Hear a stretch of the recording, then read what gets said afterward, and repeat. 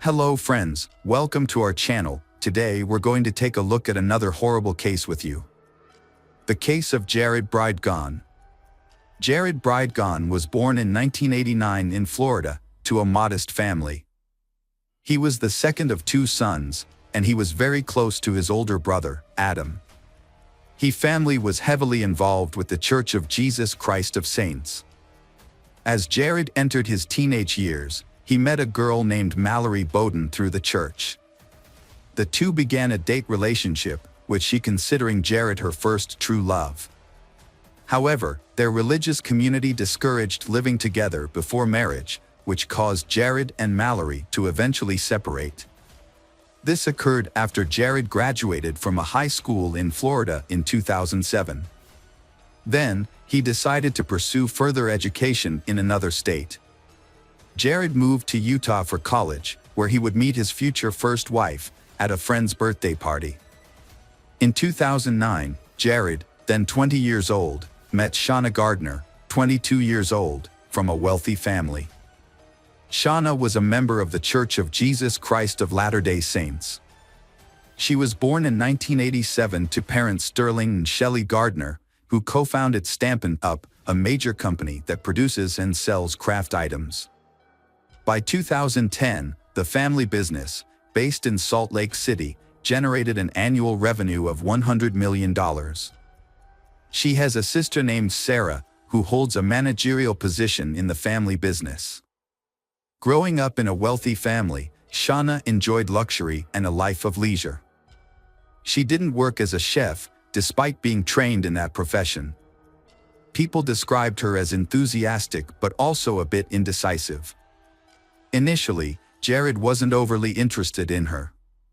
However, Shauna made an effort to draw him in with her lavish lifestyle, suggesting they could travel the world and do as they pleased, thanks to her parents' financial support. The couple's relationship moved quickly. Just a few months after meeting, they got engaged.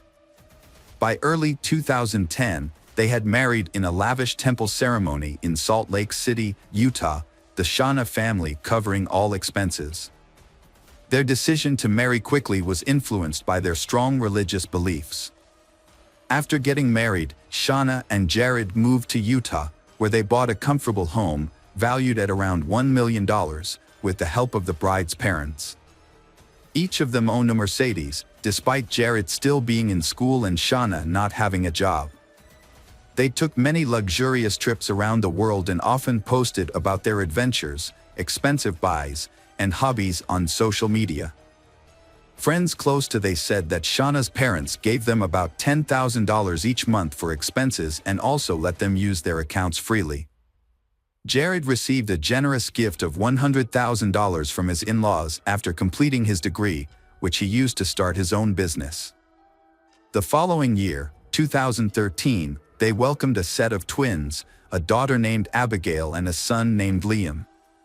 Initially, the family resided in Connecticut, but they soon relocated after Liam was diagnosed with a heart condition and lung issues. The move was recommended by doctors, who advised that a coastal location would be beneficial for Liam's health. The Jared family consequently settled in Florida, purchasing a comfortable two-story home near the coastline in Ponte Vedra Beach, south of Jacksonville.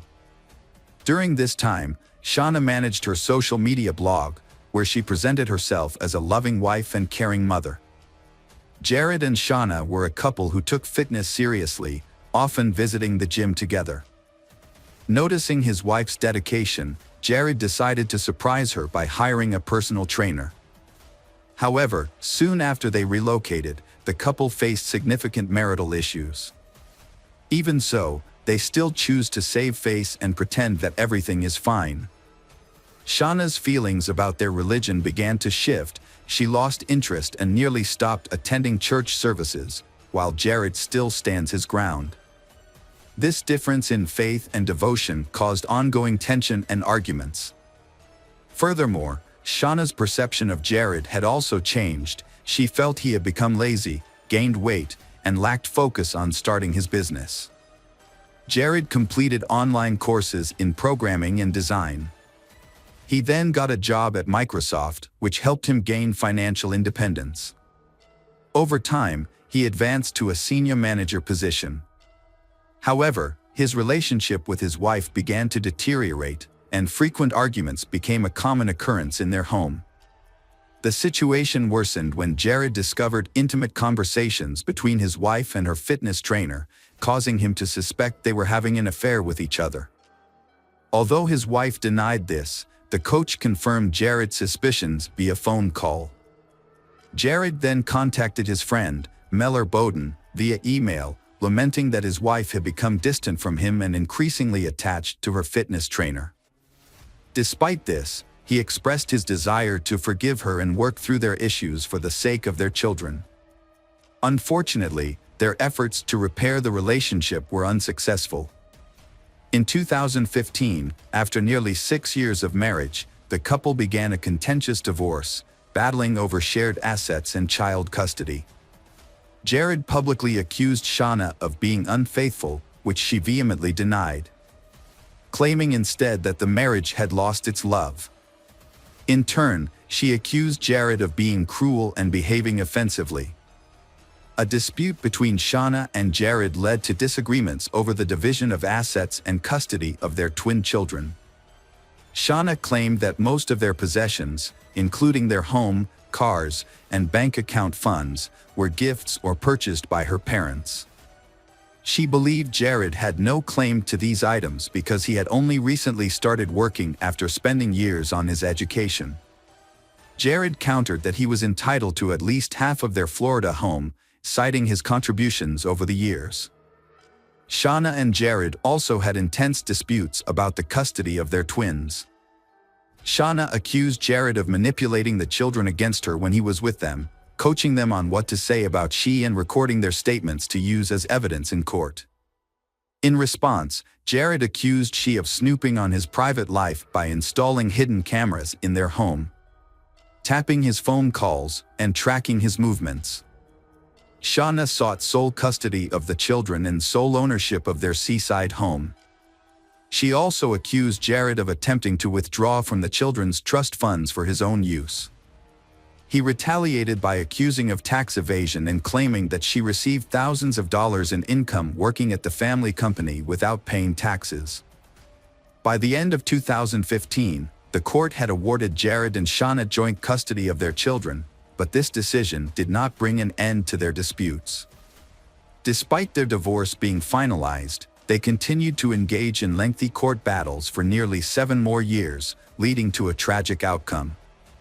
During this time, both Jared and Shauna had new families and having more children. Jared met Christina, a fellow Microsoft employee from North Carolina, in 2016. At first, they were just friends, but eventually developed into a dating relationship. A few months later, Christina relocated to Florida to be with Jared. In the fall of 2017, Jared and Christina got married. In February 2019, they had a daughter named Bexley. They then had a son named London in August 2021. Around the same time, Shauna also married again in 2018 to a man named Mario Fernandez who owned a real estate business. Mario was a year her junior. In 2018, Shauna and Mario had a son named Michael. They later moved into the house where Shauna used to live with her ex-husband, Jared. Jared and Shauna's ongoing conflict continued despite both having started new families. They still filed lawsuits against each other, making new demands. One major point of contention was Jared's insistence that if Shauna was not present, her new husband Mario should not be allowed to be with their twins, Abigail and Liam. Simultaneously, he also seeking greater involvement for his new wife Christina in raising Abigail and Liam. On the other hand, Shauna alleged that Jared was trying to humiliate her by not allowing her to use the larger, safer family vehicle to transport the children. Their last court meeting, which took place 4 months before Jared's death, was exceptionally tense. Both parties leveled new accusations, and their property rights continued to be a point of dispute. Following their divorce, a court ruling granted Shauna exclusive use of the larger vehicle and required Jared to pay her $600 in compensation. Jared would pick up Abigail and Liam every Wednesday to spend time together. They would meet for dinner, with their younger sister Bexley occasionally joining them. On Wednesday, February 22, 2022, Jared followed their routine. He picked up Abigail and Liam, took them to a coastal cafe for dinner, and then they went for a walk. After that, he took his two children to Shauna's house and headed home via his usual route, which took about 40 minutes. Part of this route included a deserted and poorly lit stretch of road. As Jared drove slowly in the dark, aware that his 3-year-old daughter, Bexley, was asleep in her car seat, he suddenly spotted a tire in his lane. It was around 9 p.m. Jared stopped the car, turned on his hazard lights, and got out to move the tire to the side of the road. Then several shots rang out. Jared didn't have time to react, because the shooter acted with precision, firing multiple bullets at close range and later fleeing the scene. Bexley was not injured or harmed in this incident. A passerby witnessed the aftermath of the shooting and cautiously approached Jared's body, which was lying in a pool of blood. The passerby immediately called for police and paramedics, but unfortunately, they arrived too late to save Jared. The investigation began with a suspicious timeline. Just before the incident, Jared had called his wife, Christina, to let her know he was on his way home. However, when Jared didn't arrive after an hour, Christina tried calling him again, this time reaching a police officer who informed her of the incident and asked her to report to the Jacksonville Beach Police Station. The police investigation at the scene revealed that Jared's car had stopped due to a tire on the road. They concluded that Jared had exited his vehicle to remove the obstacle, at which point he was shot. Fortunately, Bexley, who was asleep in the back seat, was unharmed, suggesting that she was not the target of the shooter. The fact that Jared's wallet, phone, and tablet were still in the vehicle, with no valuables missing, led investigators to quickly rule out robbery as a motive. Christina was asked if her husband had any known enemies or recent conflicts. She said she didn't know of anyone who wanted to harm him, except possibly his first wife, Shauna. However, she didn't want to make any direct accusations without solid proof. The police couldn't find any surveillance footage of the incident because there were no cameras in the area where it happened. A witness did hear the shots. Then they did hear a vehicle speeding away, and they couldn't see anything in the dark. Christina suggested that Shauna was involved in the crime, a theory that seemed possible to investigators. However, investigators suspect Shauna had an accomplice, as she had an alibi at the time of the crime. She was at home with Mario, Abigail, and Liam, Michael, and visiting parents at the time of the incident. To gather more evidence, the police reviewed nearby surveillance footage. To further investigate, detectives checked the footage from nearby surveillance cameras. The footage showed a dark blue Ford F-150 with brown trim entering the area about 15 minutes before the incident occurred. The same vehicle was seen again on camera a few minutes after the witness reported hearing shots. Jared's family made public appeals asking anyone with information, no matter how small, about the case to come forward. The police arrested Shauna and her current husband, Mario, as their first suspects. Despite multiple questioning sessions, they both denied any involvement in the murder. Shauna acknowledged that her relationship with Jared was complicated, but insisted she would never harm him. In an emotional interview, Shauna shared how Abigail and Liam reacted to the news of Jared's death. Abigail cried uncontrollably for hours, while Liam was in shock and remained silent for a long time. A notable absence at Jared's funeral was that of his ex-wife Shauna and older children, Abigail and Liam. When Christina told Shauna that didn't want her at the ceremony, Shauna responded that if she couldn't attend, neither would their children.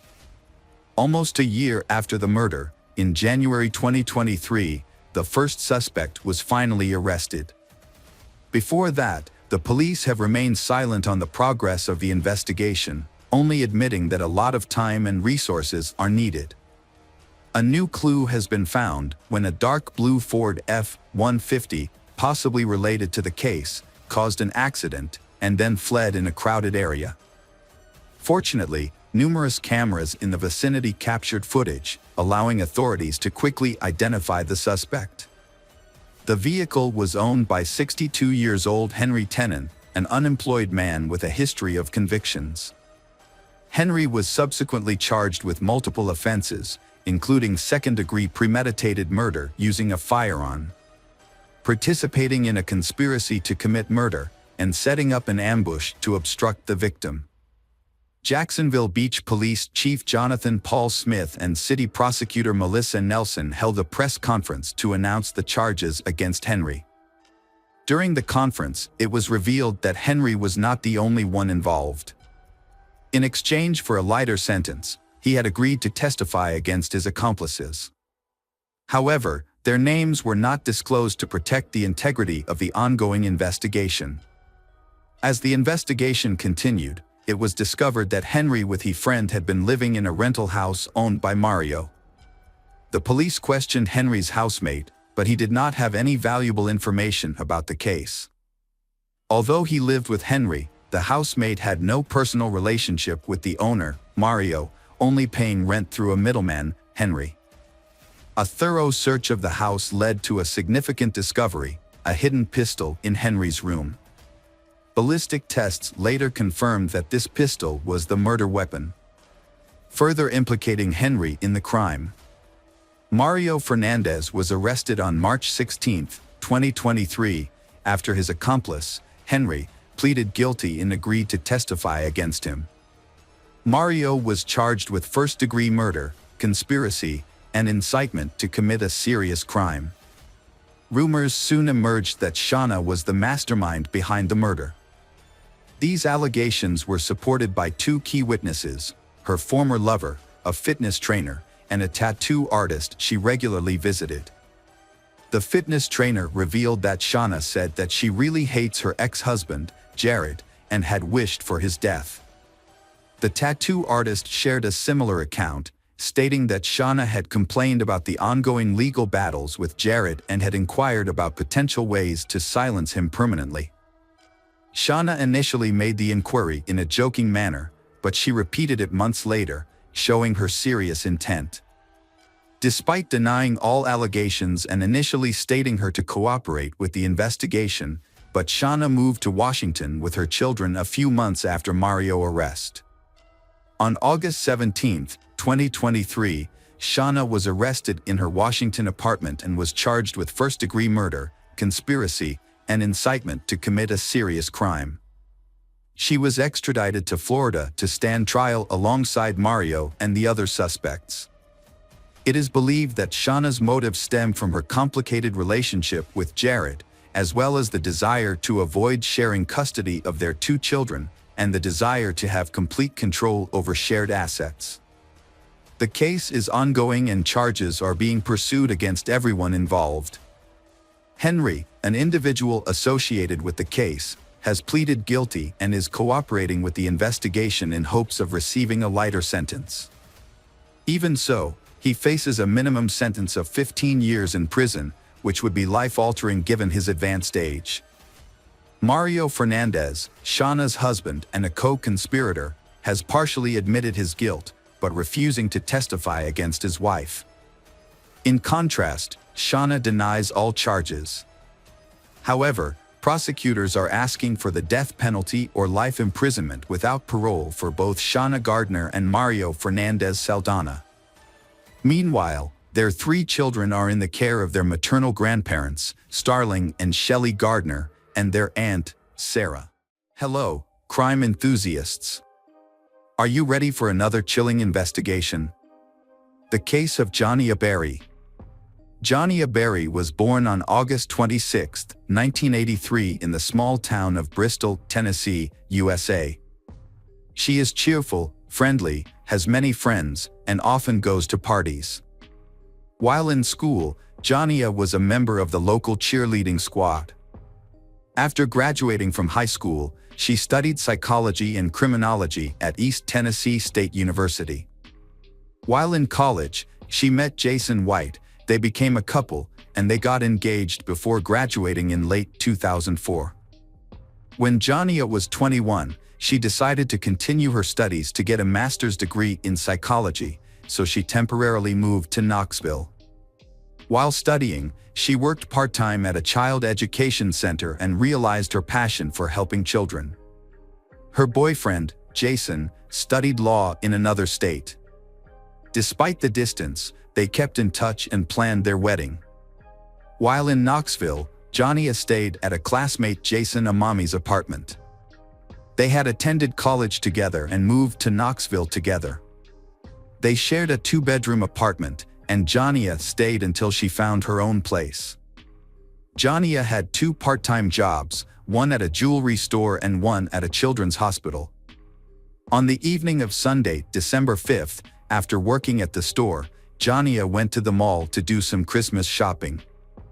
When she got home, she wrapped presents for the children at the daycare center, chatted with her neighbors, and then went to her room. Before going to sleep, she talked to her boyfriend. Around 4 a.m., Jason Amami heard Jania screaming. He thought Jania was having a nightmare, so he went into her room, but instead of Jania, Jason Amami saw a stranger holding a knife. The stranger attacked Jason Amami, and they struggled.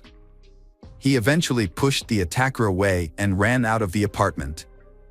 He went to the nearest convenience store, about a mile away, to call for help. The store clerk found him covered in blood and called 911. The police arrived at Jason Amami and Jania's apartment and found Jania in the hallway connecting 5 apartments. She was still alive but barely conscious. When asked about her attacker, she gave only vague clues. The police searched the entire building and the surrounding area but could not find the attacker. They took Jania to the nearest hospital, but despite the doctor's best efforts, she died. The doctor said that Jania had suffered more than 20 stab wounds and that her chances of survival were slim. Meanwhile, Jason Amami had suffered 8 injuries from the attacker, but only one was serious. He was treated and his life was not in danger. At the same time, detectives began investigating the scene. They found blood in the hallway, indicating that Jania had tried to call for help from neighbors, but no one answered the door.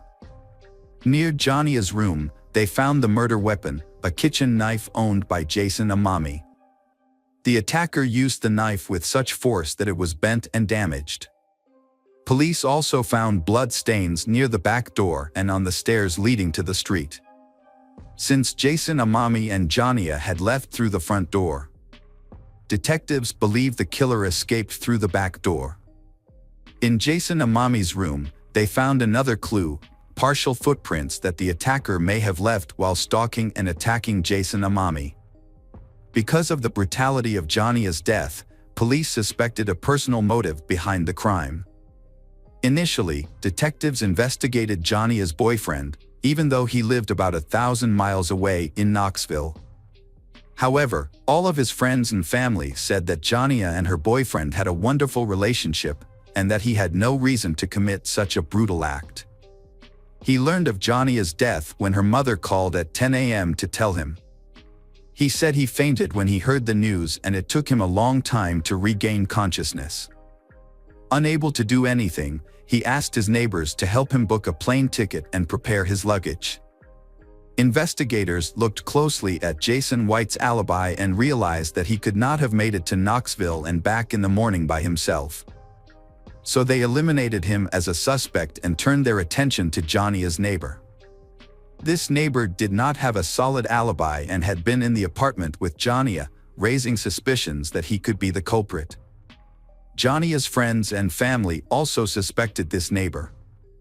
Some believed that he could be the killer, while others accused him of fleeing the apartment, leaving Jania behind. The suspicions were so deep that the victim's parents did not even want him to attend her funeral. However, after Jason Amami was discharged from the hospital, investigators began questioning him. He stuck to his original story. He heard screaming, saw a strange man, and was attacked by him. After fighting off the attacker, Jason Amami ran to the front door and onto the street, seeking help from neighbors. He believed that Jania had also escaped from the apartment because he could not hear her screams. However, police had doubts about Jason Amami's story. What initially raised suspicions about Jason Amami were his injuries. 7 of the 8 were superficial, and the last wound to his right arm could have been self-defense or the result of an attack. Additionally, investigators found no signs of forced entry into the apartment, suggesting that the perpetrator may have been someone Jania knew. Jason Amami claimed that he had taken out the trash through the back door that night but did not remember locking it. Detectives continued to press him, paying close attention to the door he used to exit the apartment onto the street. Jason Amami insisted that he had exited through the front door, but police suspected that he might be lying. If Jason Amami had indeed left through the front door, that would not have explained the presence of bloodstains near the back door, further raising suspicions against him. Police accused Jason Amami of using and selling illegal drugs, and of being aggressive when he could not satisfy his addiction. However, he denied all of these allegations. After hours of questioning at the police station, detectives suggested that Jason Amami take a polygraph test. Jason Amami agreed to take the test. The results showed that he gave false answers, which made detectives even more suspicious of him. However, detectives were still unable to charge him with murder due to a lack of concrete evidence. They had to wait for lab experts to complete testing on some of the evidence found in the apartment. They then discovered some key evidence, including 3 DNA samples on the murder knife, samples from Jania, Jason Amami, and an unidentified man. The unidentified man's DNA was also found in Jania's room, on the back door handle, and on the stairs the criminal used to escape to the street. They also found a fingerprint on the handle of the knife, but it did not match Jason Amami's fingerprint. These discoveries led the police to suspect that someone else had been in the apartment that night. However, when they ran the DNA sample against existing databases, they found no match. This complicated the case further, and detectives had to continue investigating to find the real killer. Investigators have ruled out Jason Amami as a suspect, but the public remains uncertain about his role in the incident. They believe that Jason Amami abandoned his friend and ran away instead of protecting her. However, it is worth noting that after the accident, Jason Amami began to suffer from post-traumatic stress disorder.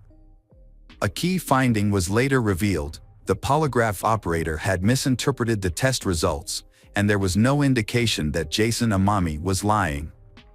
Additionally, there was no concrete evidence that Jason Amami was involved with illegal substances. They eventually concluded that this was used as leverage to frame him. More importantly, however, doctors initially underestimated the severity of Jason Amami's injuries. In fact, he had suffered severe damage to his lungs and neck, with little hope of a full recovery. Due to inaccurate information reported about Jason Amami's health, the insurance company only covered 25% of his medical expenses, leaving Jason Amami facing serious financial hardship. After eliminating Jason as a suspect, police began questioning him as a witness. Based on Jason's testimony, they attempted to create a rough description of the attacker. However, this was made more difficult by the fact that Jason could not see the attacker's face clearly. The apartment was too dark and the attacker lunged at him as soon as he entered the room. Investigators also discovered several suspicious items in the room, including a hat, a record player, and a stereo near the back stairs. At first, they thought these items might belong to Jania or Jason, but Jason denied owning them. This led them to suspect that these items might have been left behind by the killer. Police shared a rough sketch of the suspect with the media, and they subsequently received hundreds of calls from the public.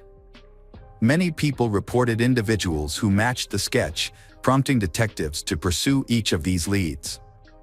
One of the prominent clues led investigators to a group of teenagers who had broken into homes with the intention of burglarizing. One member of the group, a 19-year-old named Michael, matched the sketch of the suspect. The police began searching for Michael, but this was not easy because he was wanted for burglary. 2 police units joined the search for him, and they eventually found Michael. When interrogating Michael, investigators immediately noticed his shoes, which had a pattern similar to the footprints left by the killer. They collected Michael's DNA and fingerprints and sent them to experts for analysis. During the interrogation, Michael revealed a surprising piece of information. He and a friend had entered Johnny's apartment that night. According to Michael, they planned to rob, but his friend attacked Johnny with a knife. However, detectives soon discovered inconsistencies in Michael's story. The details he provided did not match the actual events, and there was no evidence of 2 strangers at the crime scene. Michael's DNA and fingerprints also did not match the evidence at the scene. Michael's shoes also did not match the tread pattern in Jason's room. Investigators concluded that Michael had made up the story.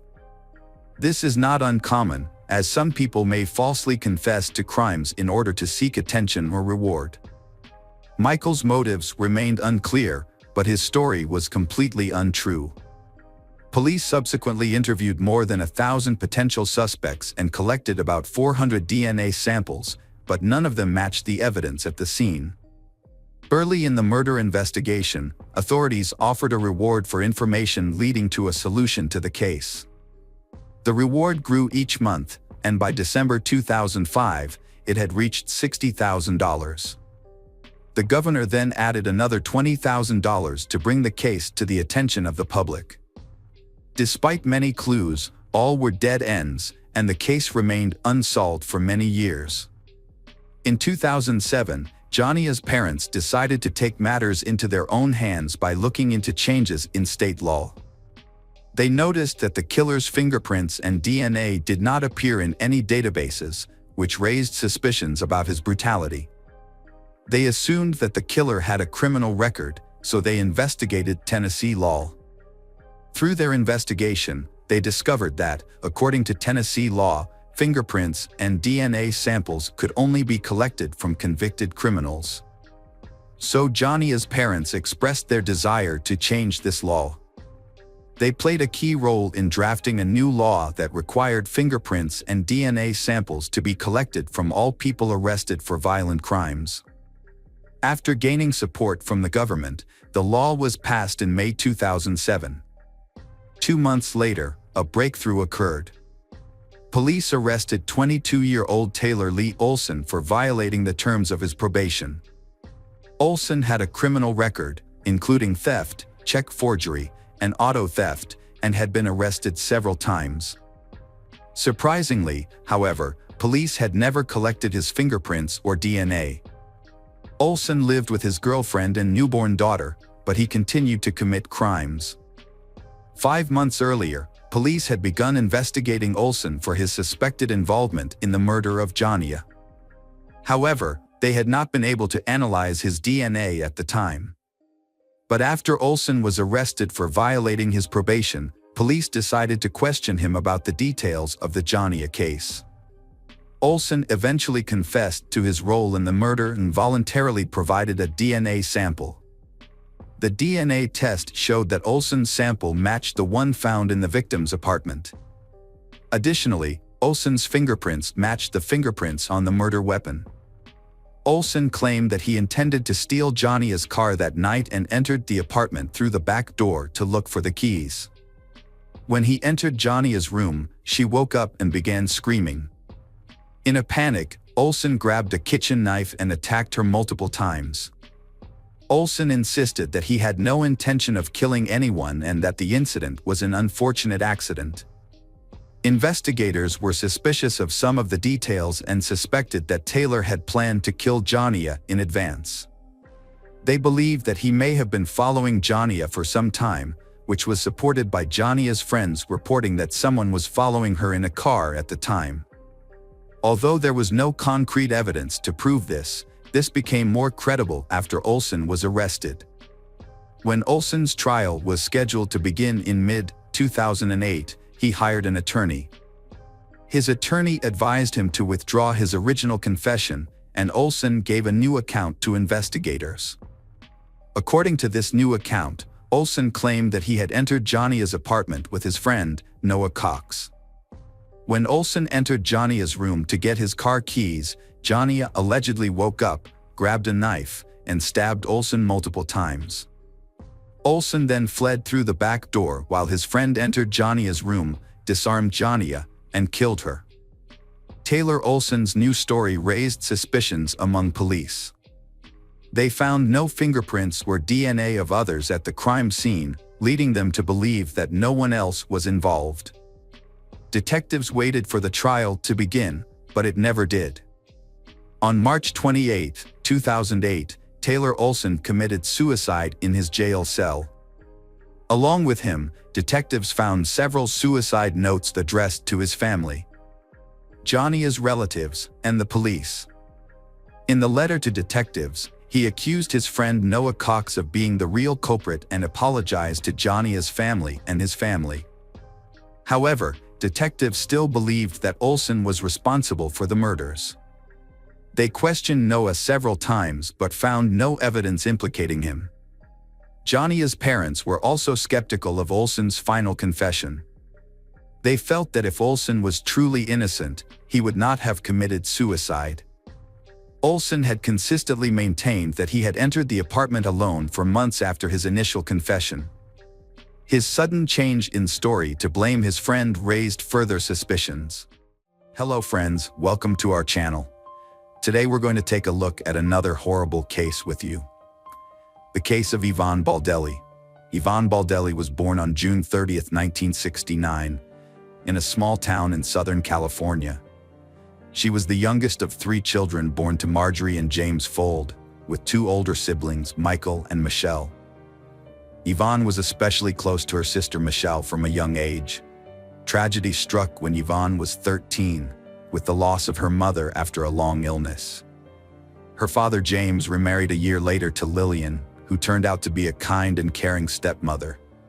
Yvonne and her siblings developed a wonderful relationship with Lillian, who treated them as her own. Yvonne pursued a good education and experimented with various career paths, but her true passion lay in fashion design. She dreamed of turning her hobby into a successful business. However, her personal life was marked by misfortune. She had 2 failed marriages, the last one ending in divorce from Kevin Baldelli in 2007. Adding to her woes, Yvonne underwent surgery in her youth, which was followed by complications that left her unable to have children. After her second divorce, Yvonne lived a solitary life in her small apartment, where her only constant companion was her beloved dog, whom she lovingly referred to as her child. Despite her challenges, Yvonne remained close to her family, calling her father and sister daily and making it a point to visit them at least once a month. In 2009, as Yvonne was approaching her 40th birthday, she met Brian Brimeger, a married Marine with a young son. Despite being committed, Brian was open to an extramarital affair and confided in Yvonne about his unhappy marriage, stating that his only reason for not filing for divorce was the welfare of his child. Yvonne was taken by Brian's fit appearance and believed him. Having had a loveless marriage, she knew it was tough to leave, especially with kids. She didn't pressure him, thinking his child was the main issue. Little did she know, Brian was a charming liar, using his looks to juggle multiple relationships and fake promises. It became clear that Brimeger, who was married, was having an affair with not 1, but 2 women. One of them was Yvonne, and the other was Christine Verhoeven, a beautiful blonde with many influential contacts. Christine worked as an analyst at the White House. When Yvonne found out that her lover, Brian, was cheating on his wife with another woman, she decided to take action. Gathering her courage, she called Brian's wife to inform her that her husband was having an affair, not only with her, but also with another woman. This shocking news sparked a major scandal, forcing Brian to make a difficult decision. In the end, he chose Yvonne, although it's possible that she influenced his decision. A few months later, Brian officially divorced his wife and moved in with Yvonne.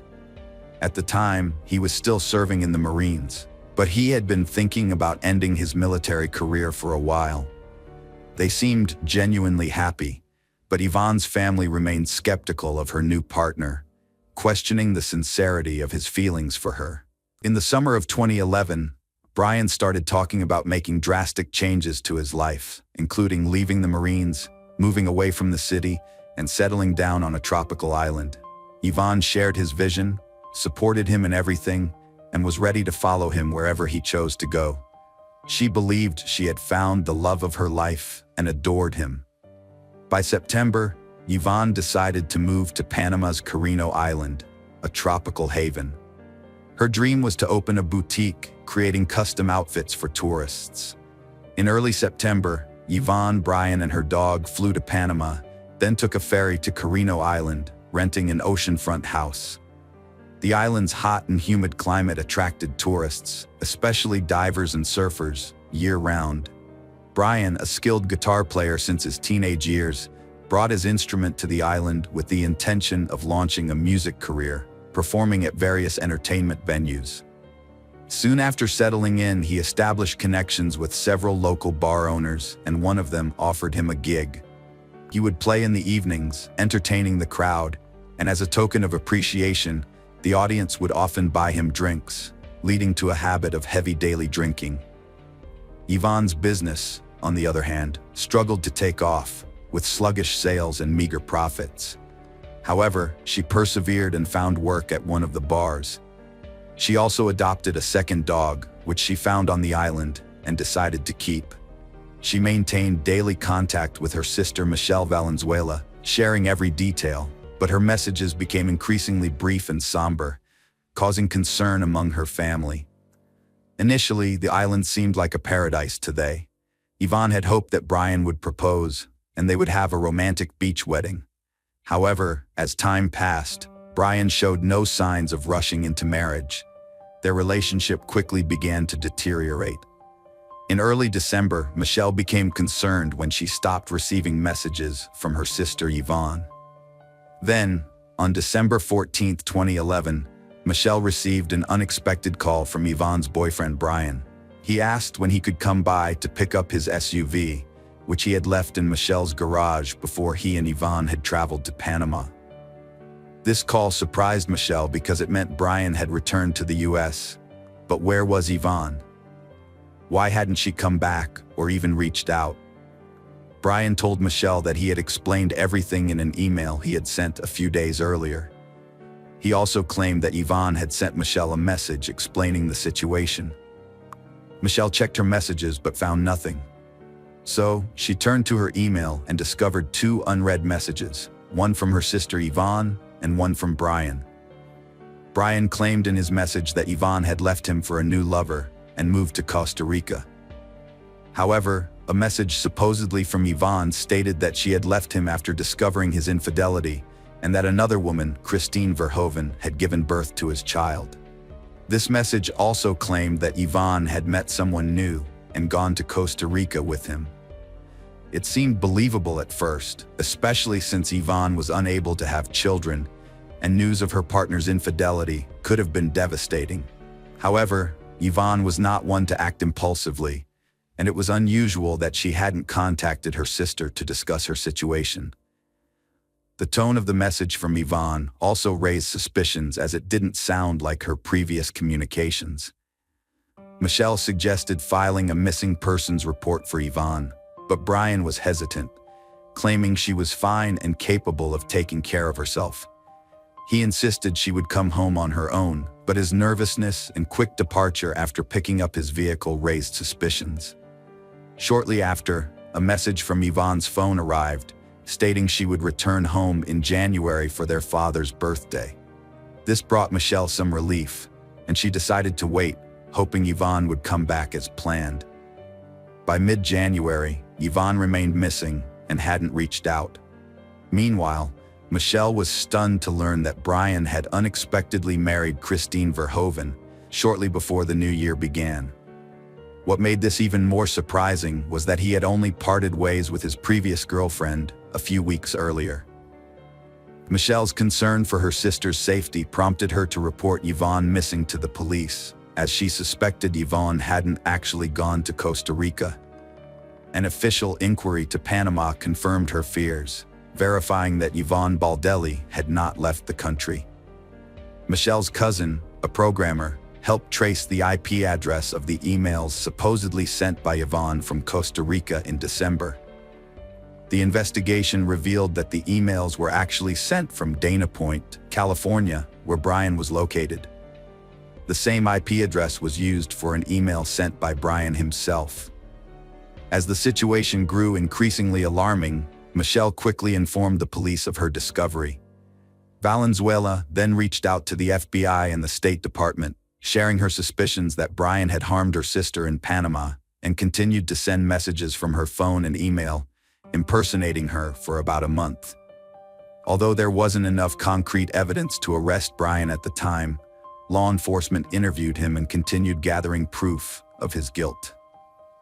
It was discovered that Brian had asked Christine to marry him while he was still in Panama with Yvonne, promising they would soon return and raise their daughter together.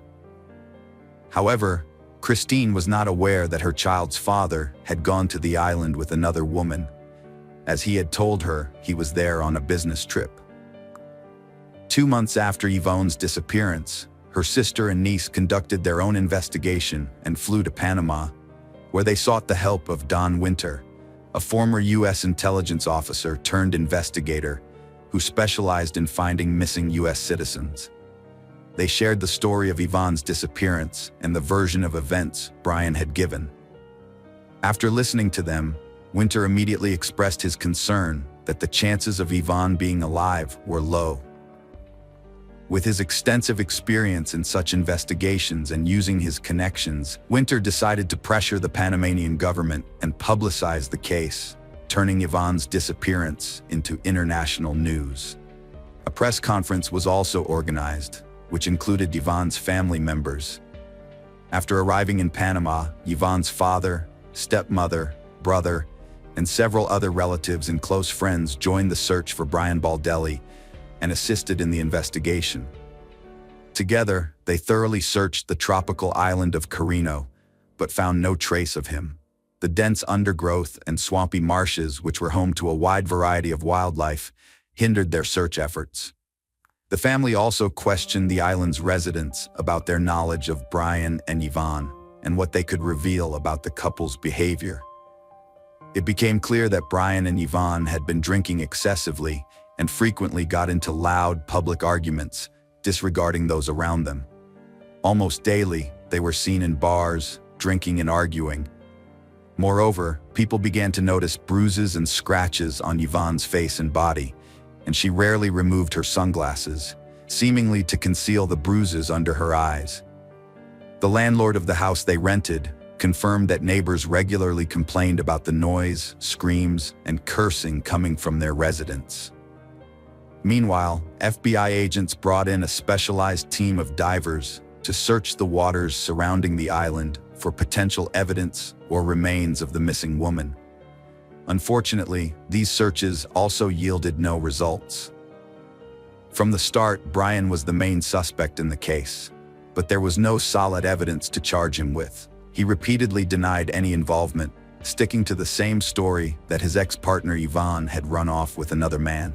It wasn't until September 21, 2012, that Brian was finally questioned by the police and a search of his home was conducted.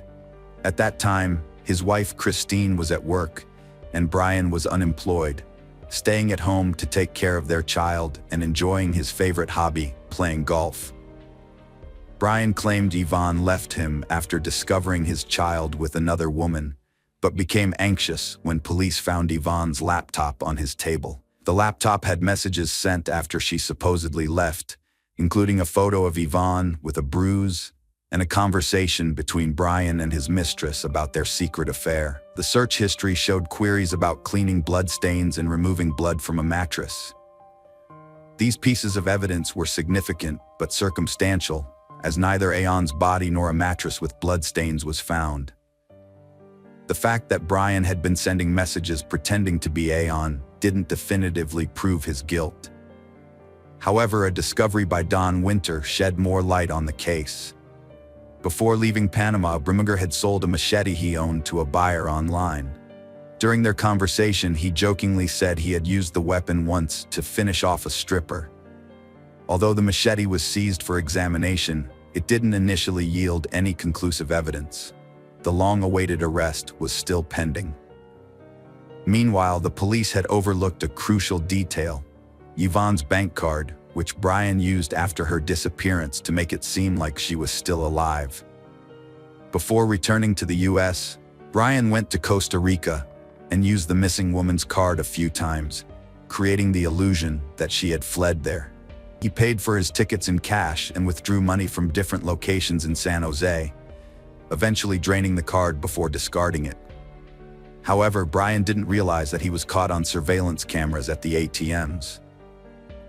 In July 2013, a year and a half after the woman vanished, her relatives, armed with evidence collected by the police, FBI agents, and Don Winter, finally succeeded in getting Brian arrested.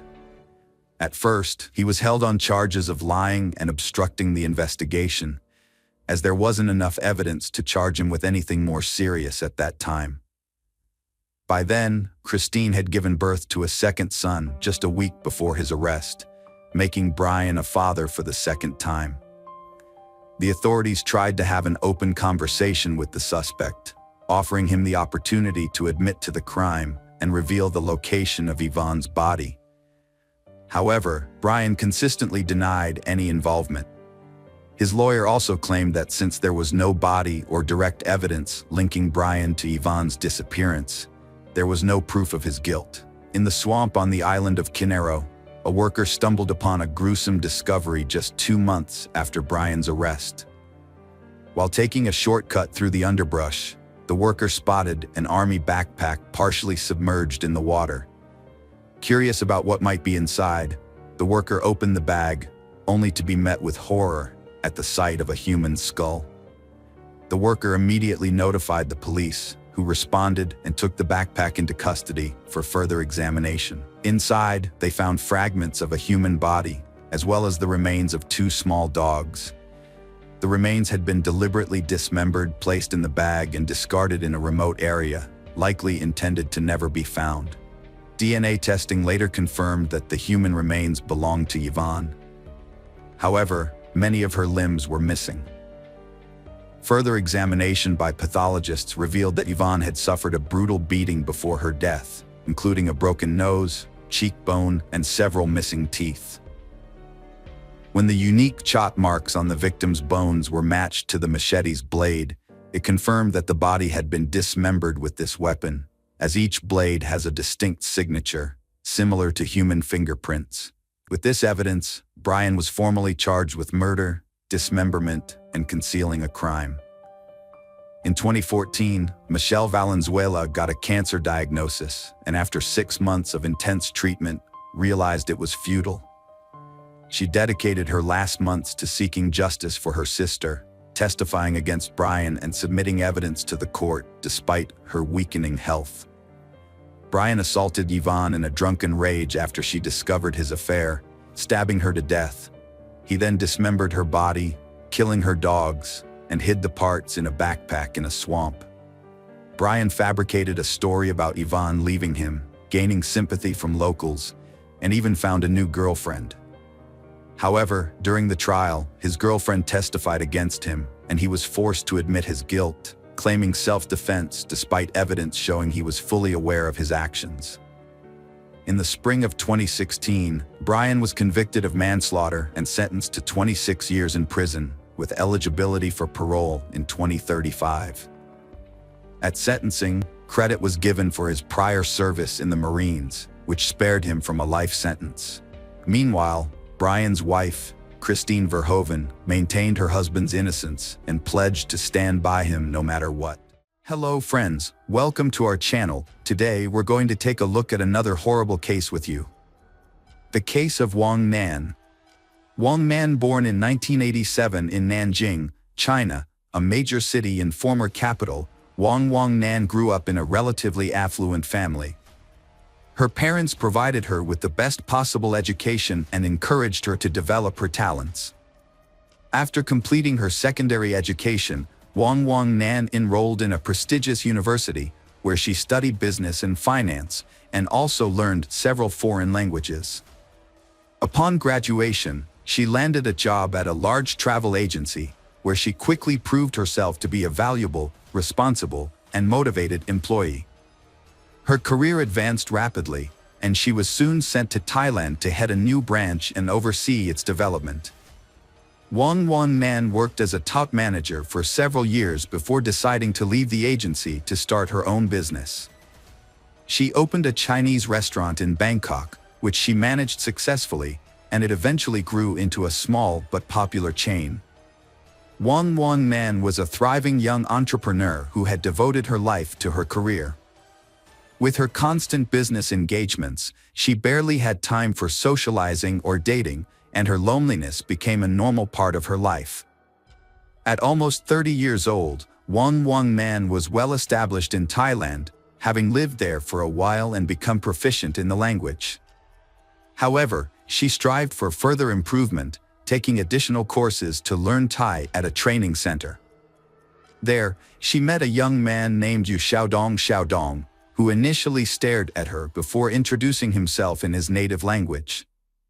They exchanged brief conversations, and he inquired about her reason for studying the language.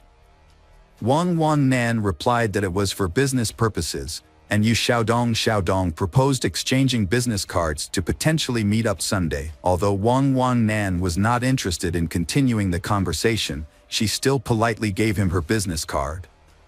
Yu Xiaodong also gave Wang Nan his own business card, which said that he worked in the import-export industry in Bangkok. Not very impressed, Wang Nan put the business card in her wallet and forgot about it. Yu Xiaodong was the only one who showed genuine interest in Wang Nan, and he wasted no time in calling her the very next day. However, she was preoccupied with work and couldn't spare even a few minutes to talk, so she declined his invitation to meet for coffee.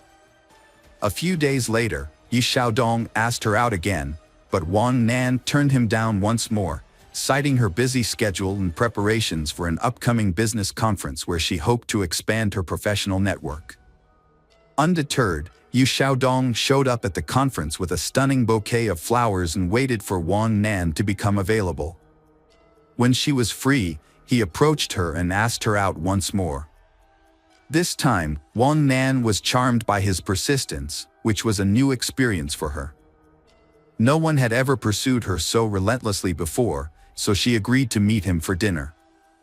As it turned out, Yu Xiaodong's interest in Wang Nan was more than just a passing infatuation.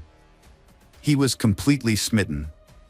He showered her with attention, surprise gifts, and romantic gestures, including sending flowers to her doorstep every morning with sweet notes attached.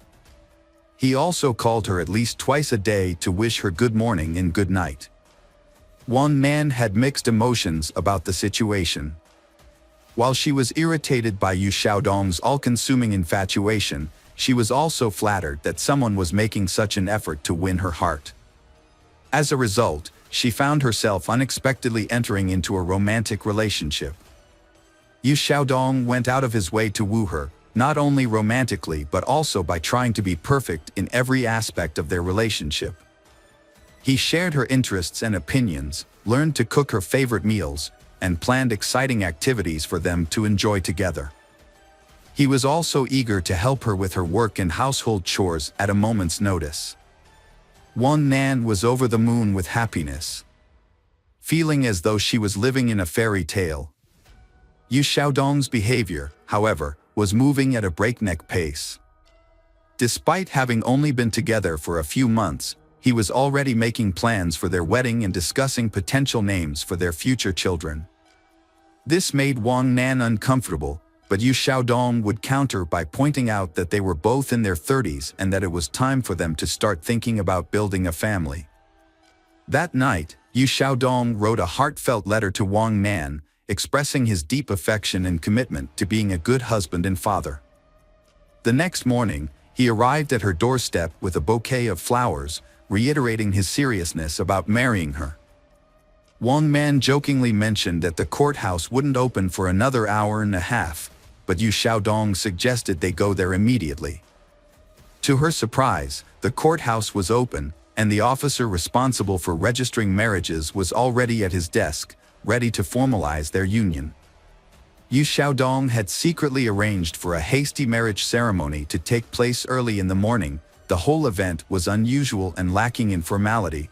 There were no guests, no exchange of rings, no wedding dress or veil, and no commemorative photographs. Wang Man couldn't shake the feeling that the whole thing wasn't really happening, especially since she hadn't even introduced her new husband to her mother, with whom she was extremely close. Before she knew it, she was holding a marriage certificate in her hand, and her newlywed husband was standing beside her, beaming with satisfaction. Wang Man's marriage was troubled from the start. She had second thoughts about marrying Yu Xiaodong almost immediately after the wedding. Initially, she had hoped he would be a reliable partner, a man she could depend on. Unfortunately, her expectations were not met, and her new husband's true nature soon revealed itself. Yu Xiaodong spent most of his time at home playing video games, using his wife's money without contributing to their household expenses. Whenever his wife asked him why he wasn't working, he claimed his business was slow due to seasonal fluctuations and that he was just taking a break. However, her suspicions grew as time passed, and she decided to investigate his business. Her findings shocked her. His supposedly successful import-export company existed only on paper and business cards.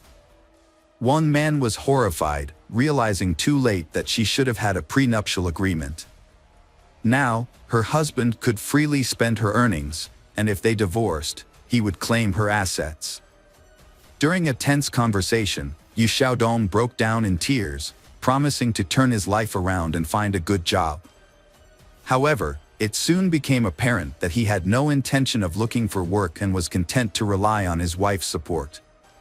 Yu Xiaodong, a grown man, consistently acted like a child. He spent most of his time playing computer games and expected his wife, Wang Nan, to pay for his personal expenses whenever he helped out around the house or assisted her at the restaurant. Wang Nan eventually had enough and told him she would no longer give him money unless he got a job. The next day, Yu Xiaodong disappeared, taking their marriage certificate and Wang Nan's identity card with him. Wang Nan only discovered the missing documents that evening when her accountant called to inquire about a large transfer of funds from her account. She was shocked, as she had not authorized the transfer. However, she immediately suspected her husband's involvement. It turned out that Yu Xiaodong had transferred more than $500,000 into his own account, using the stolen documents to deceive the bank into thinking it was their joint decision to transfer their shared money. Wang Nan quickly reported the theft to the police, who tracked down Yu Xiaodong a few hours later as he attempted to withdraw some of the stolen money. Confronted by the police and his wife, Xiaodong broke down and begged for forgiveness on his knees. He confessed to losing a large sum of money through gambling, which had led to threats of death and demands to repay the debt. This was not his first brush with the law, as he had previously served an 8-year prison sentence for robbery in his home country of China. One man was consumed by shame as she learned the truth about her husband's past. Despite this, she believed that his addiction to gambling was a disease that could be overcome, and she wanted to help him recover and return to a normal life. To support him, Wang Nan agreed to pay off half of his debt and offered him a job as heater of one of her restaurants. Initially, Yu Xiaodong appeared to be grateful for the opportunity and took his new role seriously. He even developed a promising strategy for the restaurant's growth. However, his enthusiasm was short-lived. Before long, he began to spend more time playing computer games and indulging in other leisure activities. Meanwhile, Wang Man discovered she was pregnant and shared the news with her husband. Yu Xiaodong initially expressed reservations about the pregnancy, and in a moment of hesitation, asked his wife to consider an abortion, which she flatly refused. The disagreement escalated to the point where he threatened divorce and division of their property, but eventually, his demeanor softened, and he apologized for his rash words.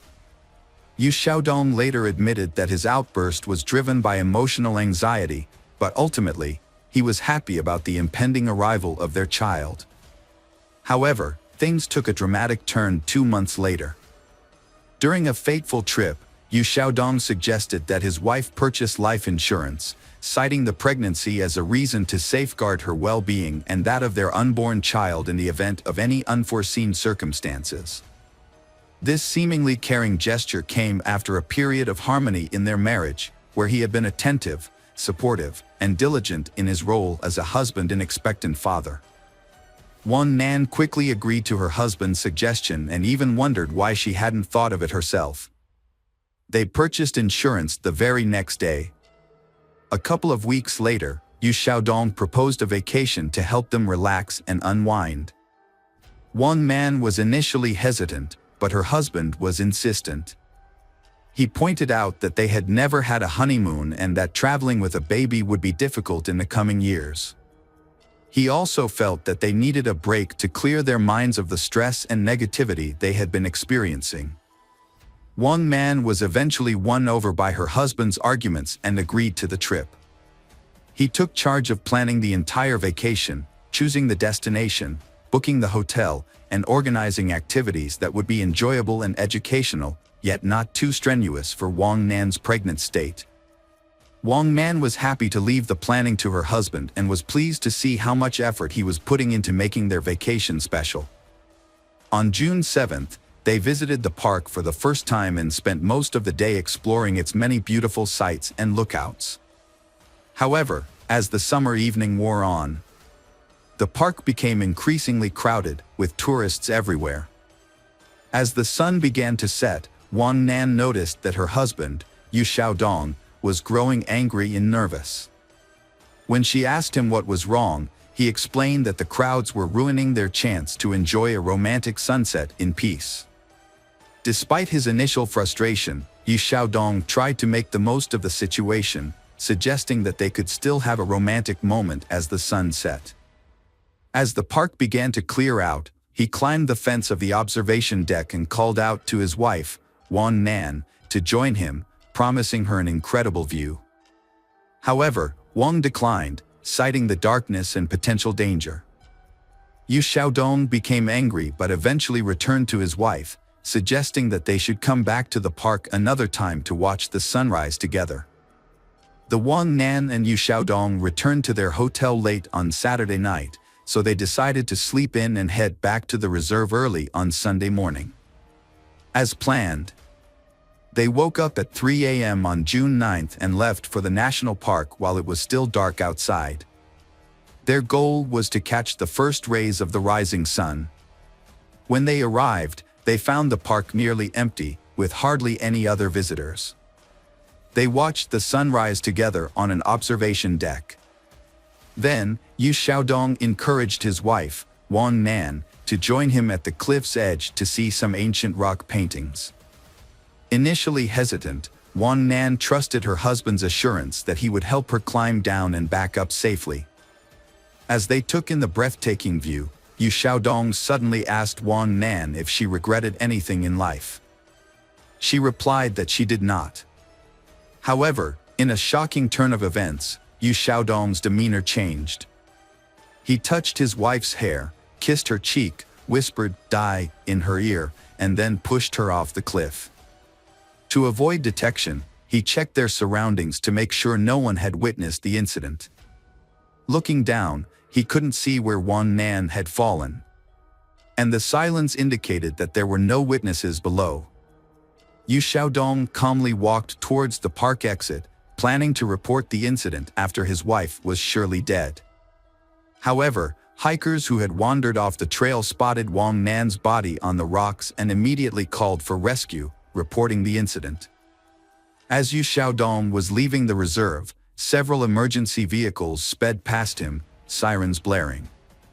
Realizing what was happening, he quickly returned to the scene, pretending to be distressed. There, he put on a convincing performance, crying and begging for help. Convinced that his wife was dead and no one would discover the truth, he remained unaware that Wang Nan's fall had been broken by tree branches, which reduced her speed before she landed on bushes and then rolled onto the rocks. This series of events cushioned the impact, saving her life and that of their child, although she suffered severe injuries. Yu Xiaodong was overcome with grief, crying and lamenting the loss of his wife and child. However, his wife suddenly regained consciousness and attempted to speak, but was unable to. The people around her noticed the genuine horror on Yu Xiaodong's face, but he quickly composed himself and leaned in close to his wife. In a hushed tone, he warned her in Chinese to remain silent if she wanted to survive. Wang Nan's injuries were severe, including head trauma, multiple fractures, lacerations, soft tissue contusions, ruptured internal organs, and massive blood loss.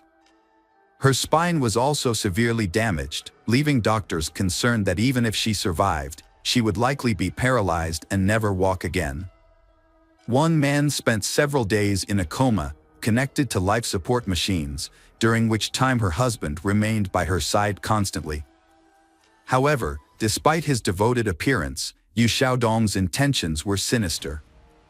Every time he was alone with his wife, he thought about how to complete the job without arousing suspicion. His actions were a ruse, hiding his true intentions behind a mask of love and devotion that he examined the devices, but couldn't find a way to quietly disable them.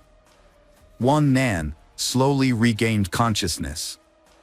When she did, her husband was beside himself with fear. He stayed with her constantly, terrified that she would reveal the truth to the police at any moment. When they were alone, he threatened her again, saying he had nothing to lose. During the initial police interrogation, the Wang Nan supported her husband's claim that her fall was caused by dizziness. However, when her husband briefly left the room, Wang Nan asked the nurse to call the police again and prevent her husband from re-entering. It was then that she recounted the disturbing story of her fall, alleging that her husband had attempted to kill her. Yu Xiaodong suddenly burst into the room, shouting that his wife was delusional due to her head injury and that he would never harm her or their baby.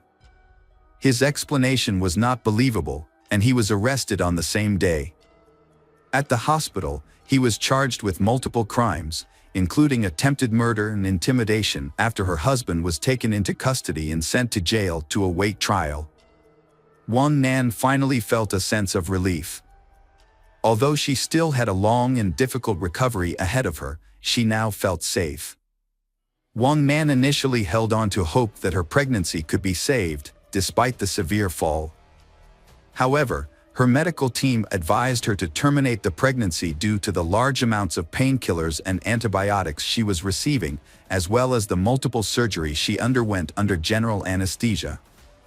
The doctors prioritized Wang Nan's life, warning her that the fetus was unlikely to survive the strong medications. This news came as a devastating shock to Wang Nan, but she ultimately followed the doctor's advice. During the trial, Yu Xiaodong vehemently denied any wrongdoing, sticking to his claim that the incident was an accident. He remained calm and composed in prison, hiring skilled lawyers and expressing confidence that he would either be acquitted or receive a lenient sentence. In contrast, the investigators and prosecutor were convinced that Yu Xiaodong had deliberately committed the crime. Motivated by the prospect of collecting a substantial insurance payout and inheriting his wife's fortune, which was valued at nearly $2.5 million at the time. During an interrogation, Yu Xiaodong made a shocking revelation about his motive for the heinous crime. He disclosed that he was angry with his wife for not paying off his entire debt, which had accumulated due to his gambling habit. In his mind, if his wife truly loved him, she would have cleared all his debts since she had the financial means to do so. This perceived betrayal led Yu Xiaodong to believe that his wife did not love him, and therefore, he felt justified in punishing her. After making this astonishing confession, the defendant became silent, seemingly aware that he had revealed too much. He attempted to retract his statement, claiming that he had been misunderstood. Nevertheless, his unexpected admission, combined with Wang Nan's testimony, was sufficient to secure a lengthy prison sentence. In March 2021, Yu Xiaodong was found guilty and sentenced to life imprisonment. However, he and his lawyers filed multiple appeals, and 6 months later, the Thai court showed unusual leniency by reducing the life sentence to 10 years in prison. Wang Nan and her family were shocked and outraged by the lenient sentence given to Yu Xiaodong, believing it would set a bad precedent and encourage others to commit similar heinous crimes. Yu Xiaodong received a sentence of 10 years for attempting to murder his pregnant Wang Nan. As of now, Yu Xiaodong is serving her 10-year sentence while Wang Nan is challenging the court's decision. Meanwhile, Yu Xiaodong is filing appeals to prove her innocence.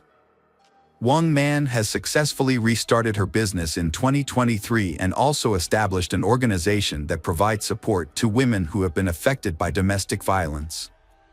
She writes about her personal experiences and warnings for women on her blog. Hello, crime enthusiasts. Are you ready for another chilling investigation? The case of Gerardo couple.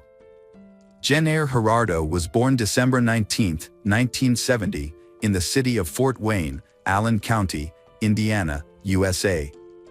She spent her childhood and teenage years in the area. Jenner graduated from Bishop Luers High School, where she achieved excellent results in advanced courses. She then attended Purdue University at Indianapolis, studying communication and actively participating in the theater arts program. Later, she continued her communication studies at Butler University. Jenner earned a Bachelor of Arts degree in communication and theater arts. Throughout her career, she worked in marketing for various Indiana companies, including roles in Carmel and Indianapolis. Notably, she served as marketing manager at Cersier Instrumentation for several years. In the summer of 1986, Jenner met Mark Gerardo in Fort Wayne, Indiana. At the time, they were both teenagers, and Jenner was working at a local Taco Bell. Mark was immediately drawn to her, captivated by her striking blue eyes and bright smile. Mark was initially unable to express his feelings to Jenner. The romance between Mark and Jenner only really began when they met again by chance after 4 years, at a nearby shopping mall where Jenner was working. He began visiting her frequently, and one day, she encouraged him to make a move, asking him directly when he would take her out. Jenner's confidence and willingness to speak her mind drew Mark to her. He described her demeanor as the opposite of his own, admiring her boldness. Melissa Murphy, a childhood friend of Jenner's, recalled how excited Jenner was when she first met Mark, saying Jenner was convinced he was the one and would do anything for him. Mark and Jenner got married on October 23, 1993, when Mark was 25 and Jenner was 23. Their relationship, which began in adolescence, continued to flourish into adulthood. Mark reflected on their happiness together, saying he couldn't imagine spending his life with anyone else. However, like any couple, Mark and Jenner faced challenges in their marriage and had to navigate the low points together. Mark said the arguments between him and his wife were very tense, and Jenner always won because she wanted to be the one to make the final decision. Mark's high school friend, Mike Hartman, shared that although he wasn't privy to all the details of their relationship, he knew they had fierce disagreements. Despite their strong marriage, the 2008 financial crisis significantly impacted them.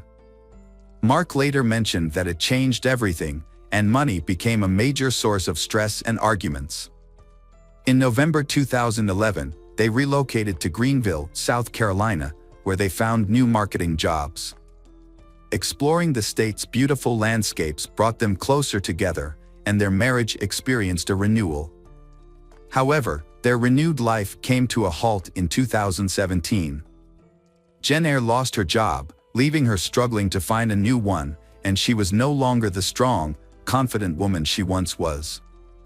Around this time, the couple felt it was time for a change and a fresh start. They decided to move to Delaware, and Mark began looking for a job right away. He came across a job posting at the University of Delaware for a creative director in the marketing department, a role that would come with supervisory responsibilities.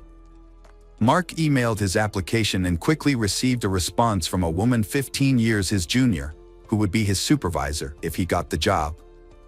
She invited him for an interview. Initially, Mark was nervous about working under someone 15 years younger than him, but his worries soon disappeared after meeting Meredith Chapman. This was their first encounter. At the time, Meredith was 33 years old and originally from Pennsylvania. She had graduated from the University of Delaware with a bachelor's in communication and a master's in education.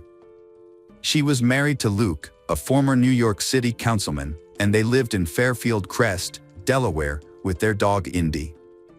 The couple had married in 2009.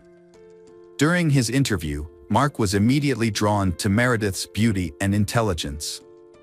He recalled thinking, "I have to work for this person," within 5 minutes of sitting across from her. He found her articulate, energetic, and passionate about her job, and was impressed by her accomplishments at such a young age. Meredith seemed impressed by Mark, as she immediately offered him the job. Mark gratefully accepted the offer and moved to Wilmington, Delaware in November 2017. His wife, Jen Eyre, stayed behind in South Carolina to lease out their home. Mark was excited about the new opportunity and the chance to advance his career. Unbeknownst to him, this marked the start of the demise of his marriage to Jen Eyre. Mark spent 45 days living alone in Delaware, getting to know Meredith better. They discovered they had a lot in common, and she invited him out for a drink one evening. Mark found it easy to talk to Meredith and opened up to her about his marriage to Jen Eyre, sharing some of his personal struggles. He also told her about the loss of his parents and brother. Mark was unaware of what was happening between him and Meredith at first. Mark stated that he really hadn't known what was happening. He admits that he feels affection for Meredith and expresses that being with her is a wonderful experience. After their dinner date, he started to understand his feelings and realized he was attracted to her. As Mark spent more time with Meredith, the issues in his marriage became more apparent. He began to compare Meredith to his wife, noting that Meredith praised him and made him feel appreciated, which was something his wife never did. Mark was really touched by Meredith's compliments. Mark was deeply attracted to Meredith, but he felt guilty about betraying his wife. As a result, he initially attempted to end his relationship with Meredith. However, he couldn't shake off the feelings he had developed for her, especially after learning that Meredith was unhappy in her own 9-year marriage. Mark explains that his relationship with Meredith is great, which made it difficult for him to shut down the relationship. He wanted to understand what drew them together. Before Jen Eyre joined her husband in Delaware, Mark and Meredith had already confessed their love for each other. Mark felt it was natural to express his love for Meredith, as the feeling was powerful. In December 2017, Jen Eyre moved north and noticed Mark's distant behavior. She soon confronted him, sensing that he might be involved with another woman. Jen Eyre asked Mark what was going on with him and said that he was acting different. Jen Eyre specifically mentioned Meredith because Mark often mentioned her when discussing new job. Although Mark initially denied the affair, Jen Eyre continued to question him, aware that something was amiss between him and Meredith. She began to closely monitor his activities. Mark is confused as to why Jen Eyre knows the private aspects of his affair with Meredith. Around Valentine's Day in 2008, Jen Eyre collected evidence that her husband was having an affair. However, this came at a cost. Mark discovered that Jen Eyre had hired a company to hack into his phone, allowing her to read his texts, view his photos, and access his call records with Meredith. Mark confessed to Jen Eyre that he had developed feelings for Meredith, unable to continue the deception. Jen Eyre, heartbroken but determined to save their marriage, asked Mark to attend marriage counseling with her, and he agreed. However, during their second session, Mark discovered a recording device hidden in his jacket. Initially thinking it was an anti-theft device, he realized it was actively recording him. Furious, Mark confronted Jen Eyre. She claimed she wanted to understand the extent of his relationship with Meredith and suspected they were planning something together. This has been marked the beginning of the end for Mark and Jen Eyre's marriage.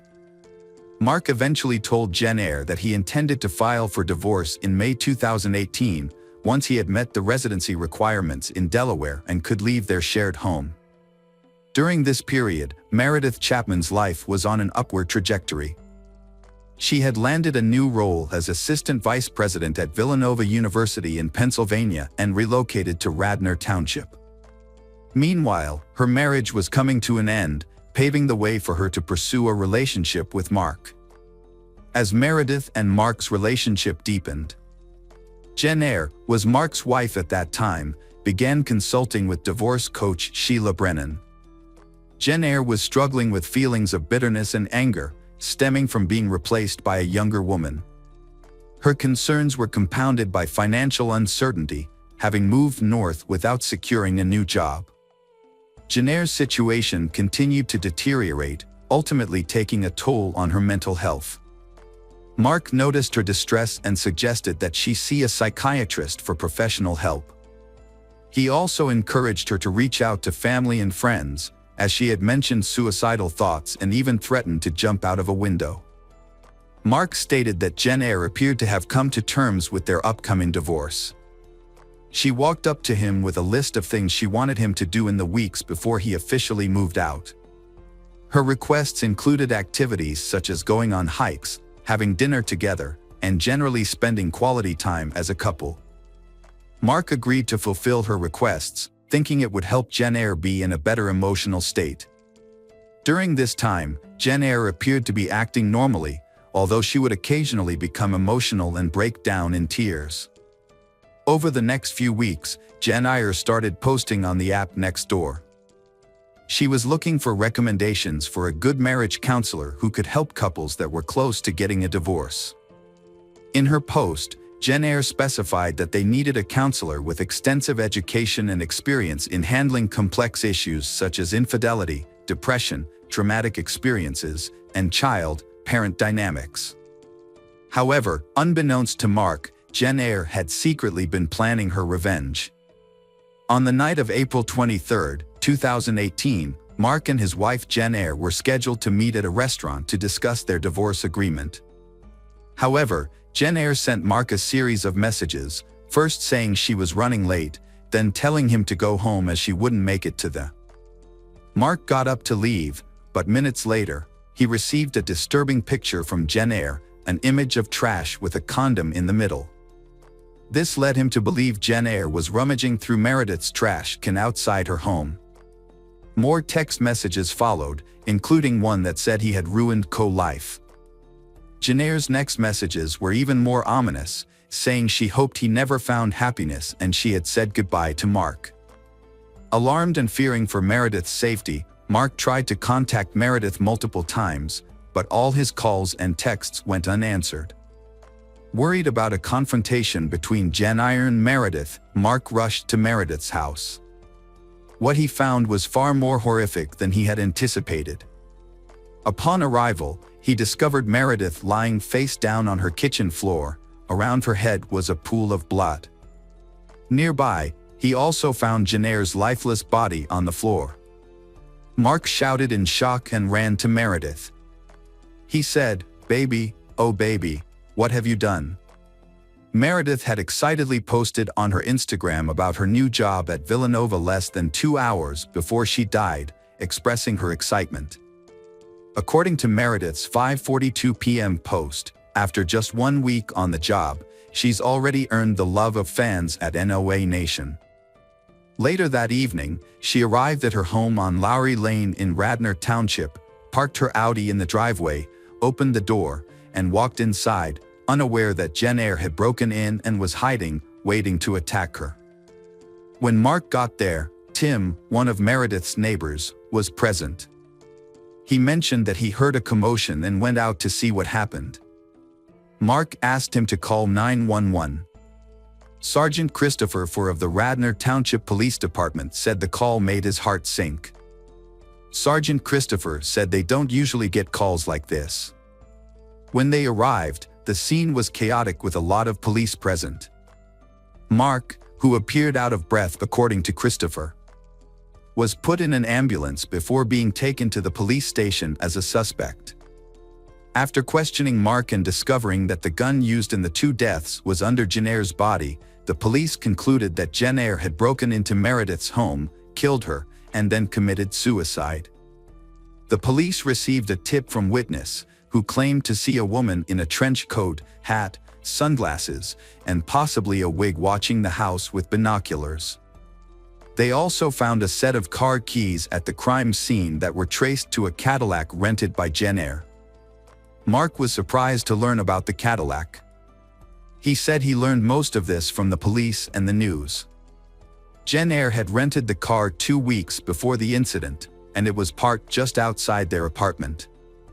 Mark continued his investigation by examining his wife's bank statements, phone records, and computer backups, discovering that she was leading a double life. After Mark confessed to his affair shortly after Valentine's Day, he found out that Jennair had opened a secret bank account and credit cards. She used these cards to buy audio surveillance equipment, a lock-picking kit, computer hacking software, and DNA testing kits for his clothes. Mark also revealed that she purchased advanced GPS tracking devices and attached them to both his and Meredith's cars. Mark stated that he had found over 400 images of private conversations between Meredith and him from text and Snapchat, and that Jennair would access his phone in the middle of the night. On March 20, 2018, 5 weeks before committing the murder, Jennair bought the gun she used in the murder and suicide. Her credit card statements showed that she practiced shooting the gun 3 times at a firing range. Mark claimed that Jennair had secretly placed several recording devices in his clothes. He discovered files containing hundreds of hours of audio recordings his wife had not only recorded but also transcribed into notebooks. According to Mark, Jennair had taken all his jackets and embedded multiple devices, constantly switching them in and out. Every day, she would remove a device, download the recorded content, and then sew it back into his jacket, repeating this process for weeks.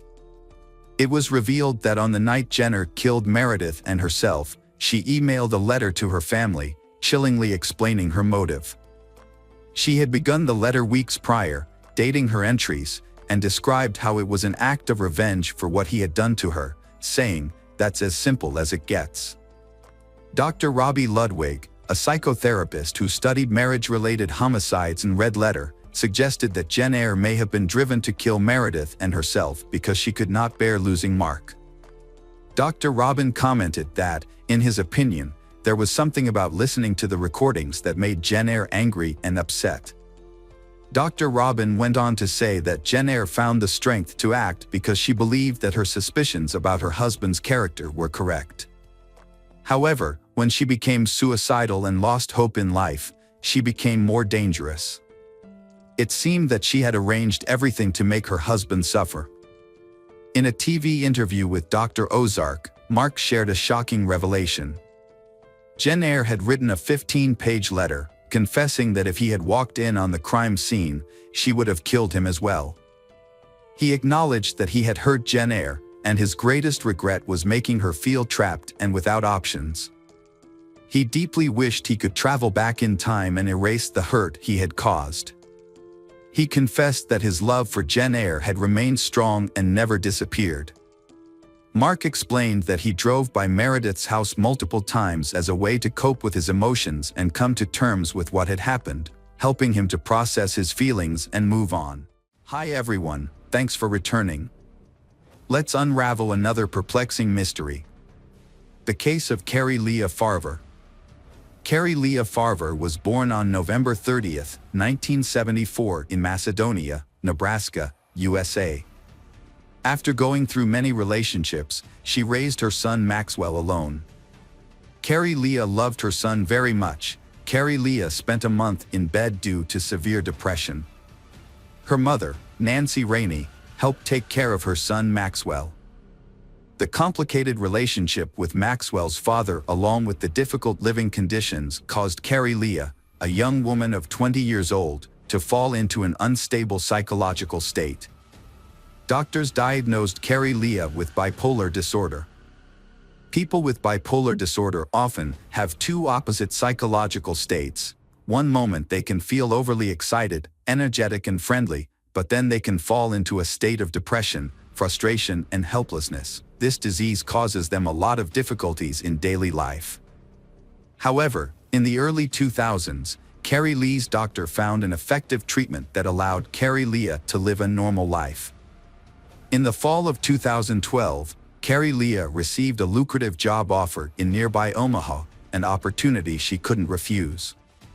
Carrie Leah accepted the offer.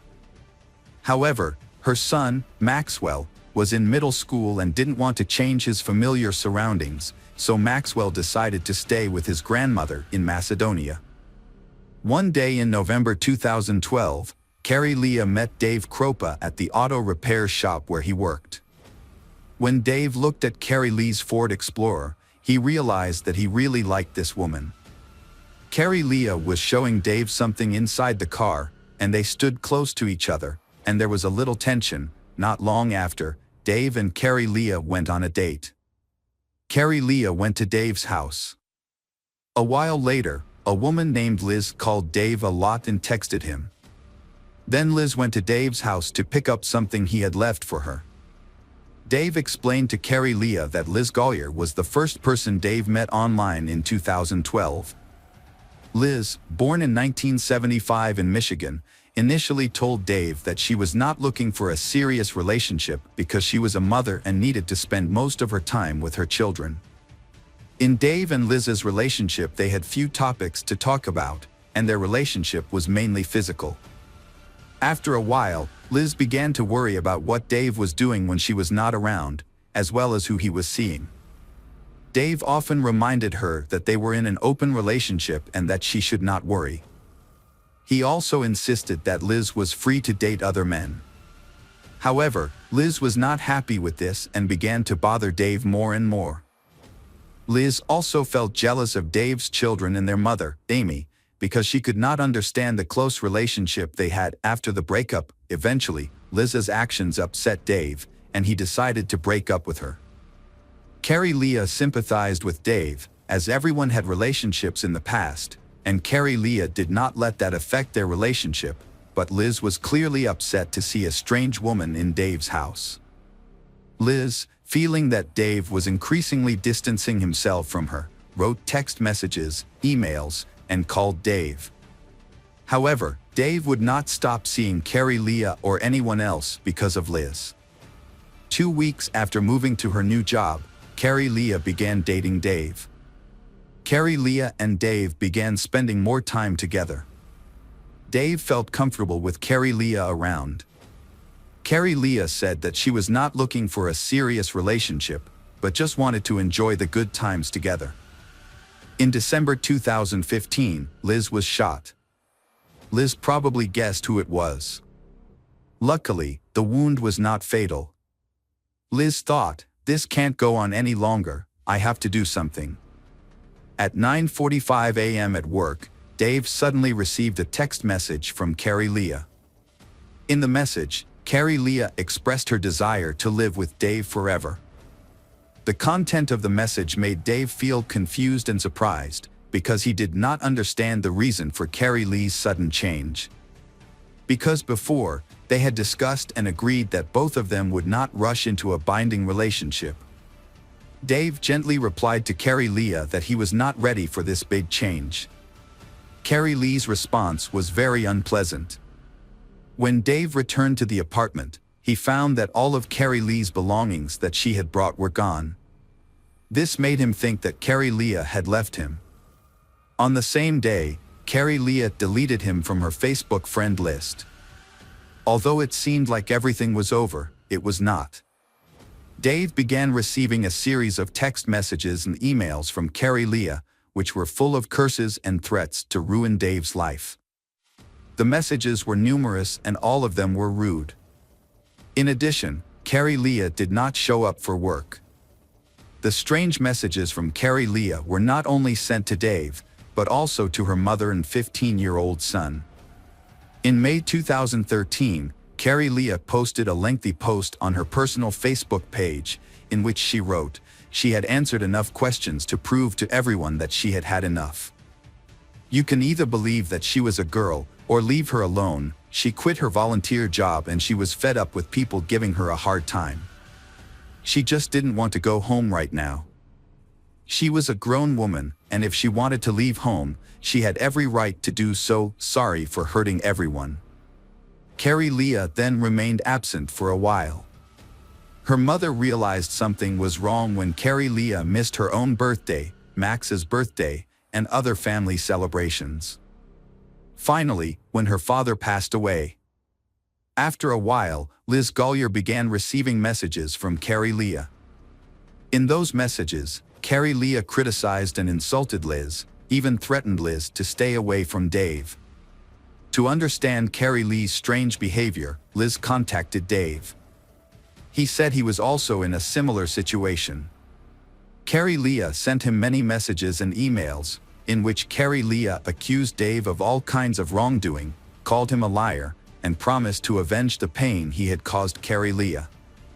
Gradually, the messages from Carrie Leah became more threatening, with confusing content and grammatical errors. Carrie Leah's mother insists that her daughter is not a hot-tempered person and has always been very careful in writing letters and documents. Carrie Leah pays attention to spelling and presentation. Is her bipolar disorder relapsing and developing into something more serious? After Carrie Leah's confusing actions, all the evidence points to Carrie Leah having psychological difficulties. Liz and Dave often receive hundreds of text messages and emails, even when they are together. Their phones constantly buzz with messages, which makes them both uncomfortable. Although they continue to date, Dave feels uncomfortable around Liz. She becomes more and more demanding, despite always insisting that Liz is fine with their no-strings-attached relationship. In January 2013, Dave found Carrie Leah's car in his front yard. Dave called the police and reported the incident. The police came to check the car and found no suspicious signs. The police then turned the car over to Carrie Leah's parents. Carrie Leah continued to text Dave and Liz. Carrie Leah even started sending pictures of Dave's children and threatening to harm them. As time went on, Carrie Leah continued to stalk them. Liz became increasingly jealous, made Dave angry and tired of the situation, and finally decided to end the relationship with Liz. In August 2013, Liz reported a fire at her house, which killed all of her pets, including a snake, a cat, and 2 dogs. Liz told the police that Carrie Leah had repeatedly threatened her through text messages and emails. So she suspected Carrie Leah of starting the fire. The police seized Dave and Liz's cell phones. Someone damaged Dave's auto repair shop and threw a brick through the window. Dave felt threatened, so he bought a gun to protect himself. After a while, Amy Flora, Dave's ex-wife, also began receiving threatening messages from Carrie Leah, because Dave often spent time with the children and met Amy. The police became suspicious for reasons that were hard to understand. Dave had only dated Carrie Leah for less than 2 weeks, but had been following him and his ex-girlfriends for 3 years. Meanwhile, Carrie Leah's family had not seen her for 3 years, and were trying to find her, using every method possible. In 2015, these efforts paid off. Police officers Ryan Avis and Jim Doty volunteered to investigate Carrie Leah Farver's disappearance. However, they found no evidence that Carrie Leah was alive. It was unusual for an adult to pack up and leave without spending any money. No one had seen her, and no one had heard her voice. This was very strange. With the assistance of Anthony Kawa, digital forensics administrator at the Pottawatomie County Sheriff's Office, police analyzed the contents of Dave and Liz's phones. In 2013, Anthony reported that Carrie Leah Farver had sent more than 50,000 text messages and 15,000 emails to Dave over the course of 3 years. Anthony also said that those impersonating Carrie Leah were becoming more sophisticated in their operations, trying to hide their IP addresses and real identities. It seems that someone knew what they were doing and had access to various computer programs. In December 2015, Liz Gollier contacted the police to report that she had been shot in the leg outside her home. She determined that the attacker was not Carrie Leah but Dave's ex-wife Amy Flora. Furthermore, Dave had a missing gun that Amy may have taken. It is possible that Amy was behind Carrie Lee's disappearance. A clue in the investigation indicates that people associated with Dave were being harassed. It is possible that Amy, having had a difficult life after breaking up with Dave, the father of her children, decided to take revenge and eliminate all rivals, and the relationship between Dave and Amy was still quite good. The children together brought them closer, and Carrie Leah clearly hindered their reunion. The police quickly questioned Amy, but surprisingly, Amy had an alibi. She was not at Liz's house when the shooting occurred, and this was confirmed by several people. Because there was no hard evidence, Amy was not arrested. Experts processed the data from Liz's cell phone and discovered important information. Anthony discovered fake email addresses with different variations of the name Carrie Leah. In addition, Anthony found an application that Carrie Leah used to schedule messages to be sent at certain times. This could explain why Liz and Dave received messages from Carrie Leah at the same time. Anthony began to suspect Liz Gollier. The answer became clear when Liz's fingerprints were compared to those found on the steering wheel of Carrie Lee's car, and they matched perfectly. The culprit was revealed. The killer has been here for years without anyone knowing. The case needs to be solved as soon as possible. The police want to catch Liz red-handed, so they plan to frame Liz. The police decide to make up a story about believing Liz, with Amy still being the main suspect. Liz takes the bait. Liz is extremely happy because she can finally get rid of another rival who is hindering Liz's happiness with Dave. Soon after, Liz gives the police an email that she says is from Amy. In the email, Amy admits to kidnapping Carrie Leah and includes many details about the incident. The confession in the email states that Carrie Leah was stabbed in the stomach or chest before being dumped. In addition, the email contains information about Carrie Lee's car and home address that no one else knows. The police say that Liz has provided information that only the real culprit would know. The email messages clearly indicated that the crime had taken place in a car, so the police decided to re-examine Carrie Lee's car. After the police removed the upholstery and fabric, they discovered blood stains belonging to Carrie Leah, who had gone missing. Liz had created fake messages on Carrie Lee's behalf without raising suspicion. According to the investigation, Liz Gollier dated both Dave and a man named Garrett. Garrett lived at the IP address identified as the source of the messages under Carrie Lee's name. When talking to Garrett, the police discovered that he had been in a long-term relationship with Shawnana Gollier, known to many as Liz. Garrett had invited Liz to live with his children after a fire. However, their relationship became complicated and strained when they lived together, with Garrett having to care for Liz's children while she was away. Garrett was surprised to hear from police that Liz had spent 40 to 50 hours a week impersonating the missing woman Carrie Leah. Liz's room was a mess. But no significant evidence was found. However, police did find several cell phones and electronic devices in the last room she stayed in. In late December 2016, Shawnana Gollier, known as Liz, was charged with first-degree murder.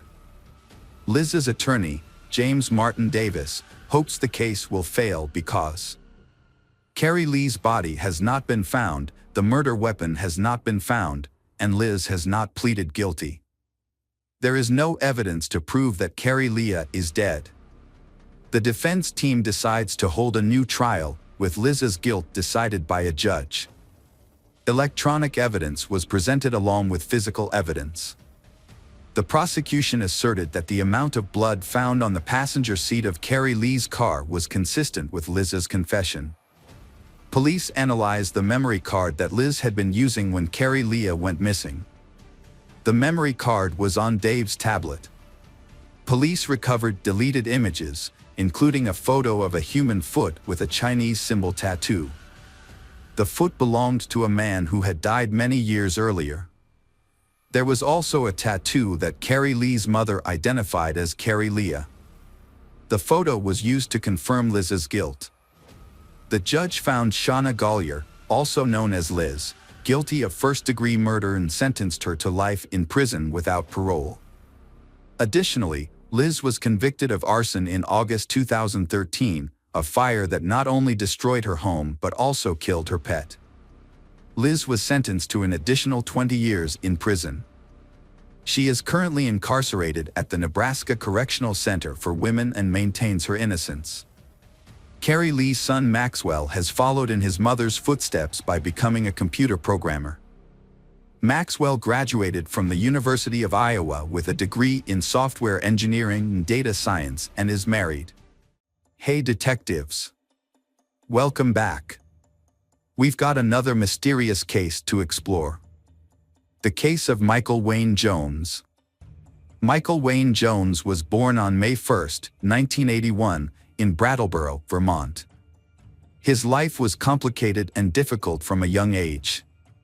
Michael witnessed his parents repeatedly physically and mentally abusing each other, and he himself was also subjected to this abuse. When Michael was young, his father went to prison for unclear reasons, leaving him feeling empty and deeply affected. His mother remarried and had another son, Dana, bringing some happiness to Michael's life. However, their home life remained troubled. Michael's stepfather had trouble maintaining stable employment, which put a financial strain on his mother, forcing her to work 2 jobs to support the family. The stepfather was aggressive toward Michael and Dana. He used physical punishment. This has created an atmosphere that makes people feel scared and controlled. Michael was harshly punished for small mistakes, such as being late to school, and was often locked in a shed and subjected to sexual abuse. Michael's difficult life did not harden him. Instead, he showed kindness and a strong instinct to protect others, particularly his younger brother Dana. He is often the one to admit mistakes and take punishment for Dana, which brings the 2 brothers closer. Dana admired Michael's courage and love. Michael's stepfather was extremely controlling and rarely allowed him to interact with other children. His mother was too afraid of her husband to stand up for Michael or herself. This created a home environment that was isolated, secretive, and oppressive. With no outside help, Michael and Dana suffered ongoing abuse. The neighbors suspected that something was wrong in the household. In a desperate attempt to escape, Michael ran away from home but didn't know where to go. He was eventually found by authorities and shared the sad story of his family life. Unfortunately, no one helped him with his situation. Michael had difficulty expressing his genuine emotions, instead concealing them beneath a facade of indifference. He struggled with depression in his teenage years, which significantly impacted his mental well-being. However, at school, he found some relief from his struggles. Despite being introverted and feeling lonely, having responsibilities helped distract him from his difficult home life. Fortunately, Michael met Dorothy, a local business owner. Dorothy introduced him to her daughter, and although the daughter's name is not known, but Michael formed a strong bond with her. As time passed, their friendship blossomed into romance, navigating its share of highs and lows. This relationship brought out Michael's gentle, thoughtful, and cautious nature, revealing a more nuanced side of his personality. Dorothy was happy to see Michael in a new light, but at the same time, she felt concerned. She observed that he became uneasy whenever it was time to go home. Despite her daughter's frequent visits with Michael, he made a concerted effort to keep her away from his residence. Concerned by these signs, Dorothy decided to have deeper conversations with Michael. Michael eventually opened up to Dorothy about his concerns for his mother and brother's well-being. This enabled Dorothy to recognize the emotional burden and suffering that Michael was experiencing. After finishing high school, Michael enlisted in the United States Navy, which marked the start of a new chapter in his life. The Navy instills in him a sense of direction and purpose within a highly organized environment.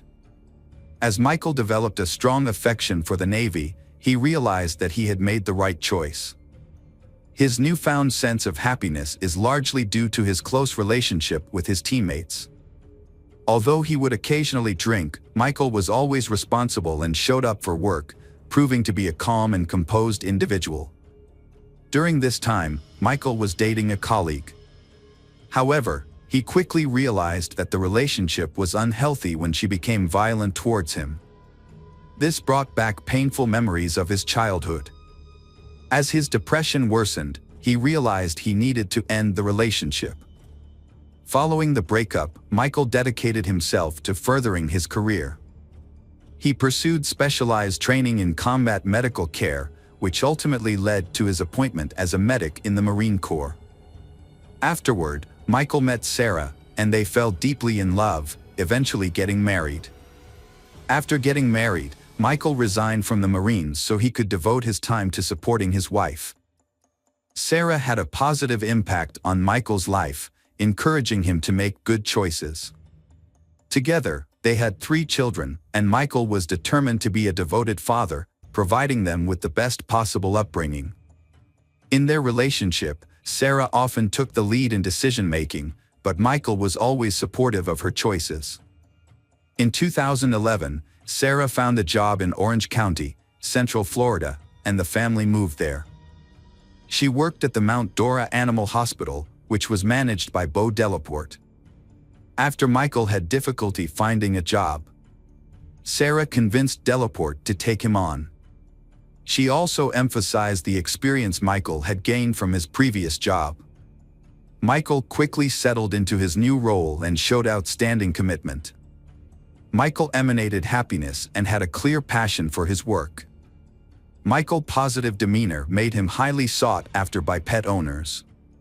His employers, particularly Delaporte, grew fond of him, and their relationship blossomed into a strong friendship built on trust. Delaporte even entrusted him with some management responsibilities at the animal hospital. In 2014, Delaporte hired KCI, a new veterinary technician. Born on December 23, 1986, in Ion, Indiana, KCI was the second of 3 daughters to Nikki and David. She had 2 siblings, named Sarah and Brandy. She brought immense joy and positivity to her family, and also spread that energy to those around her.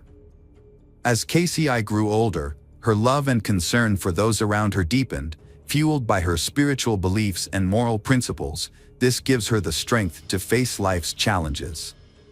In high school, KCI met Richard, and they were initially attracted to each other. However, as they dated, Richard noticed KCI's jealous and possessive tendencies. Her insecurity sometimes led to hurtful words and actions. Nevertheless, Richard remained patient and calm, and they eventually married after completing their studies. Over time, KCI's mother moved to Florida. Sarah and Brandy soon followed. Due to KCI's close relationship with her family, she and Richard relocated to Florida in 2009. After settling in, KCI worked occasionally as a transporter and sometimes as a dog groomer. She also began learning the trade of a veterinary technician. During this time, Casey and Richard welcomed their first child, Cameron. KCI was devoted to Cameron's well-being and made it her top priority. A few years later, Casey and Richard had their second child, Preston. The children grew in a happy environment filled with laughter and loving care. As KCI advanced in her veterinary technician career, she found a job at an animal clinic. There, she met Michael, who was Delaporte's right-hand man. Michael and KCI got along well, but Delaporte and Sarah both suspect that there may be something more than mere friendship between them. Even though both of them have families, but Michael found himself attracted to KCI. This attraction affected his focus and performance at work. Michael tried his best to satisfy KCI's needs. And she reciprocated Michael's feelings, and as a result they began an affair. Sarah and Michael decided to get a divorce, as did KCI and her spouse, Richard. After the divorce, Sarah was granted custody of her 3 children and relocated to Jacksonville.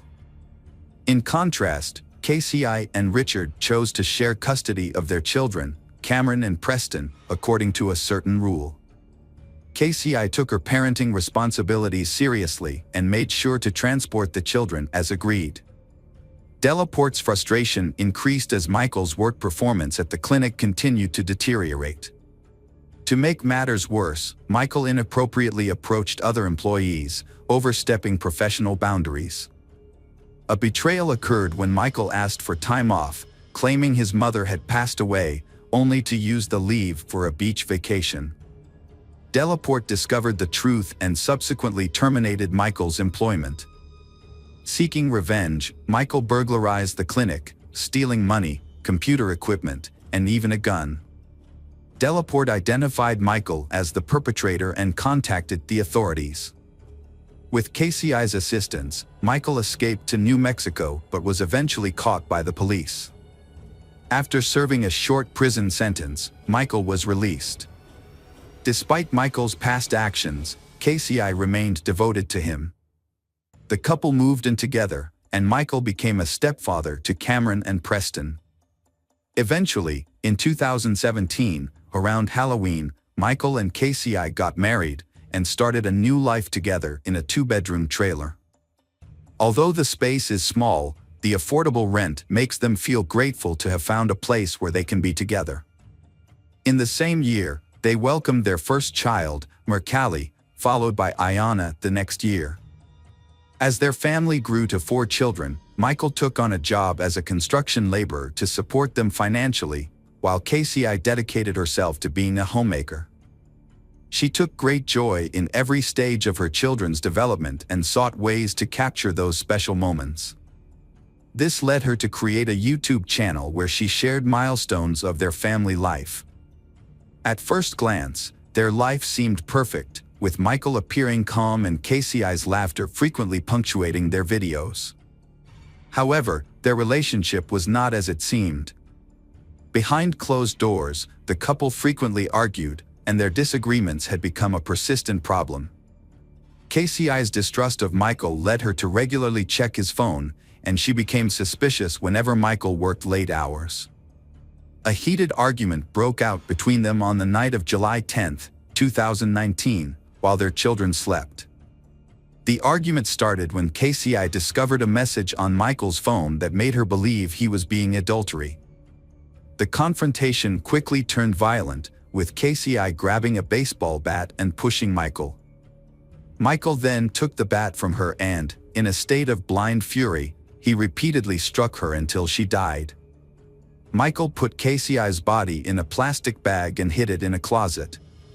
He tried to clean up the scene as much as he could. The next morning, he took steps to prevent the children from finding out what happened. He then put KCI's body in his car. To avoid raising suspicion, Michael continued to post on KCI's social media accounts in the following days. On July 26, Michael sent a text to Richard, pretending to be KCI, asking him to take care of Preston and Cameron. Michael also texted KCI's mother, asking her to care for Mercalli and Ayana. When Richard arrived to pick up Preston and Cameron, he found it strange that KCI was not there and expressed his concerns to Michael. However, Michael dismissed Richard's concerns, saying KCI had left town for a few days. KCI's mother had a similar reaction when she came to pick up Mercalli and Ayana. Later that day, Michael called Sarah and told her that he and KCI were separating, and he needed to take care of the children while she worked. He then picked up the children and took them to his home. During the drive, the children noticed a strong, unpleasant smell in the car, similar to rotting meat.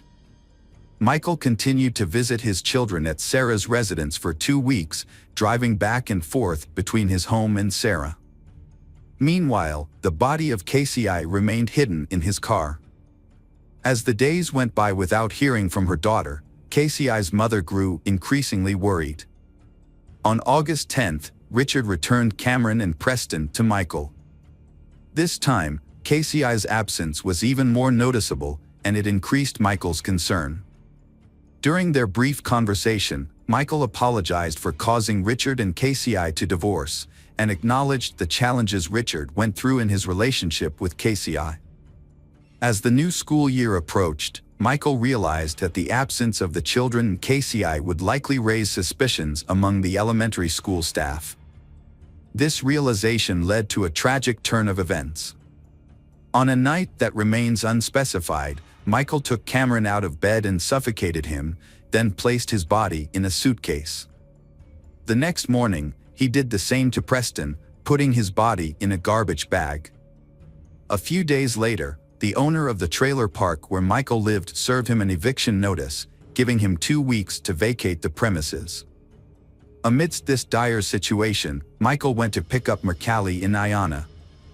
When KCI's mother saw Michael again without KCI, she became overwhelmed with anxiety and had a nervous breakdown. Her mind was consumed by a single question: where was her daughter?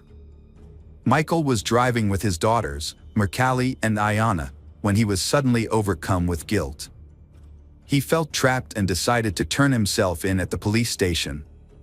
However, when he reached the door, he changed his mind and turned back home.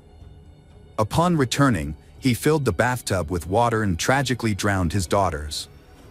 After their deaths, he placed their bodies in a plastic container. As Hurricane Orion approached Florida in early September, a state of emergency was declared, prompting many people to seek shelter. Michael took advantage of the chaos to transport 5 bodies, including his wife and children. He loaded them into his truck and headed north to stay with Sarah. During his stay, Sarah noticed that Michael never contacted KCI or inquired about the children, which made her uneasy. However, she chose not to ask questions due to her awareness of the marital issues. After the hurricane passed, Michael's neighbors reported a strong, unpleasant smell coming from the trailer to the property owner. The owner checked the trailer, first looking through the windows and then entering it.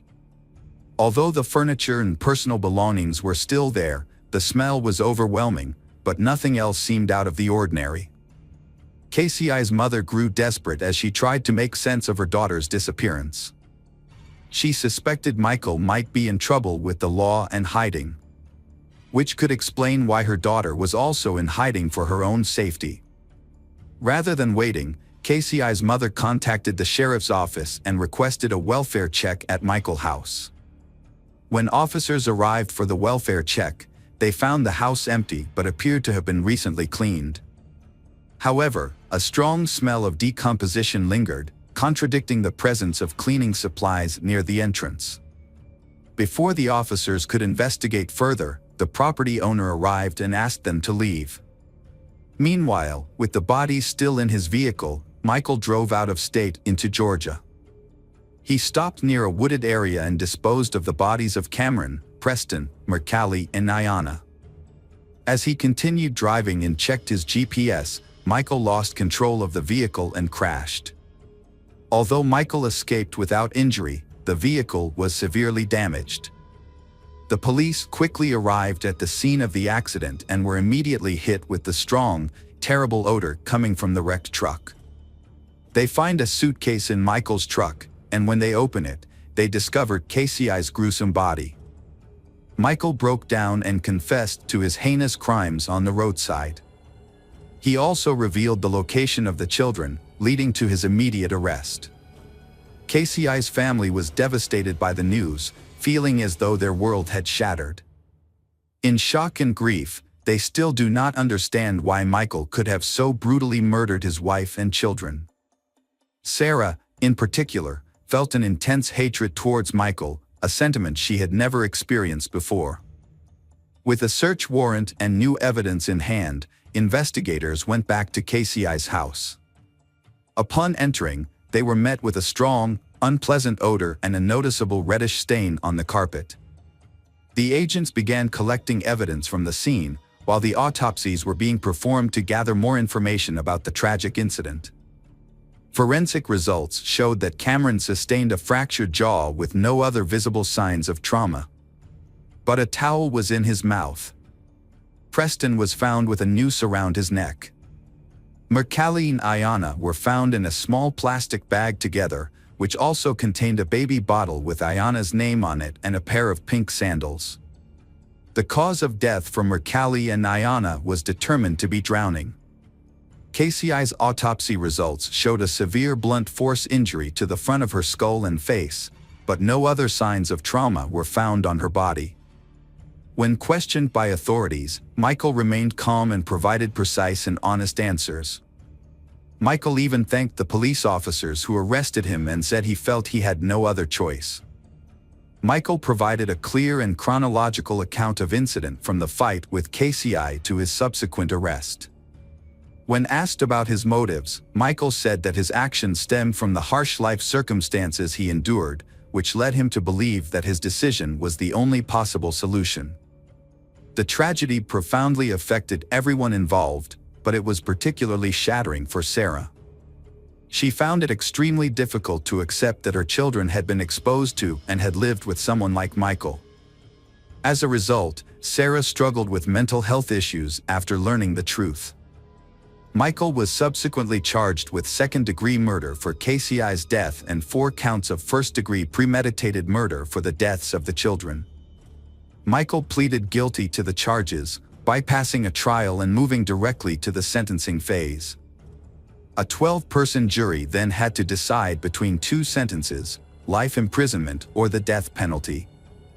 The defense strategy focused on Michael's difficult childhood and mental health issues, highlighting various psychological disorders that may justify a reduced sentence. However, state prosecutors argued that the extreme brutality of the case worthy a death penalty. In January 2023, the jury unanimously recommended the death penalty, as required by state law. After a brief 99-minute hearing, the judge formally sentenced Michael to death. He also received a separate sentence of life imprisonment without parole for the murder of KCI. Michael's lawyer quickly filed an appeal following the sentencing. However, on April 28, 2023, the judge rejected the appeal and confirmed the original sentence. Prosecutors were pleased that justice had been achieved for KCI's family.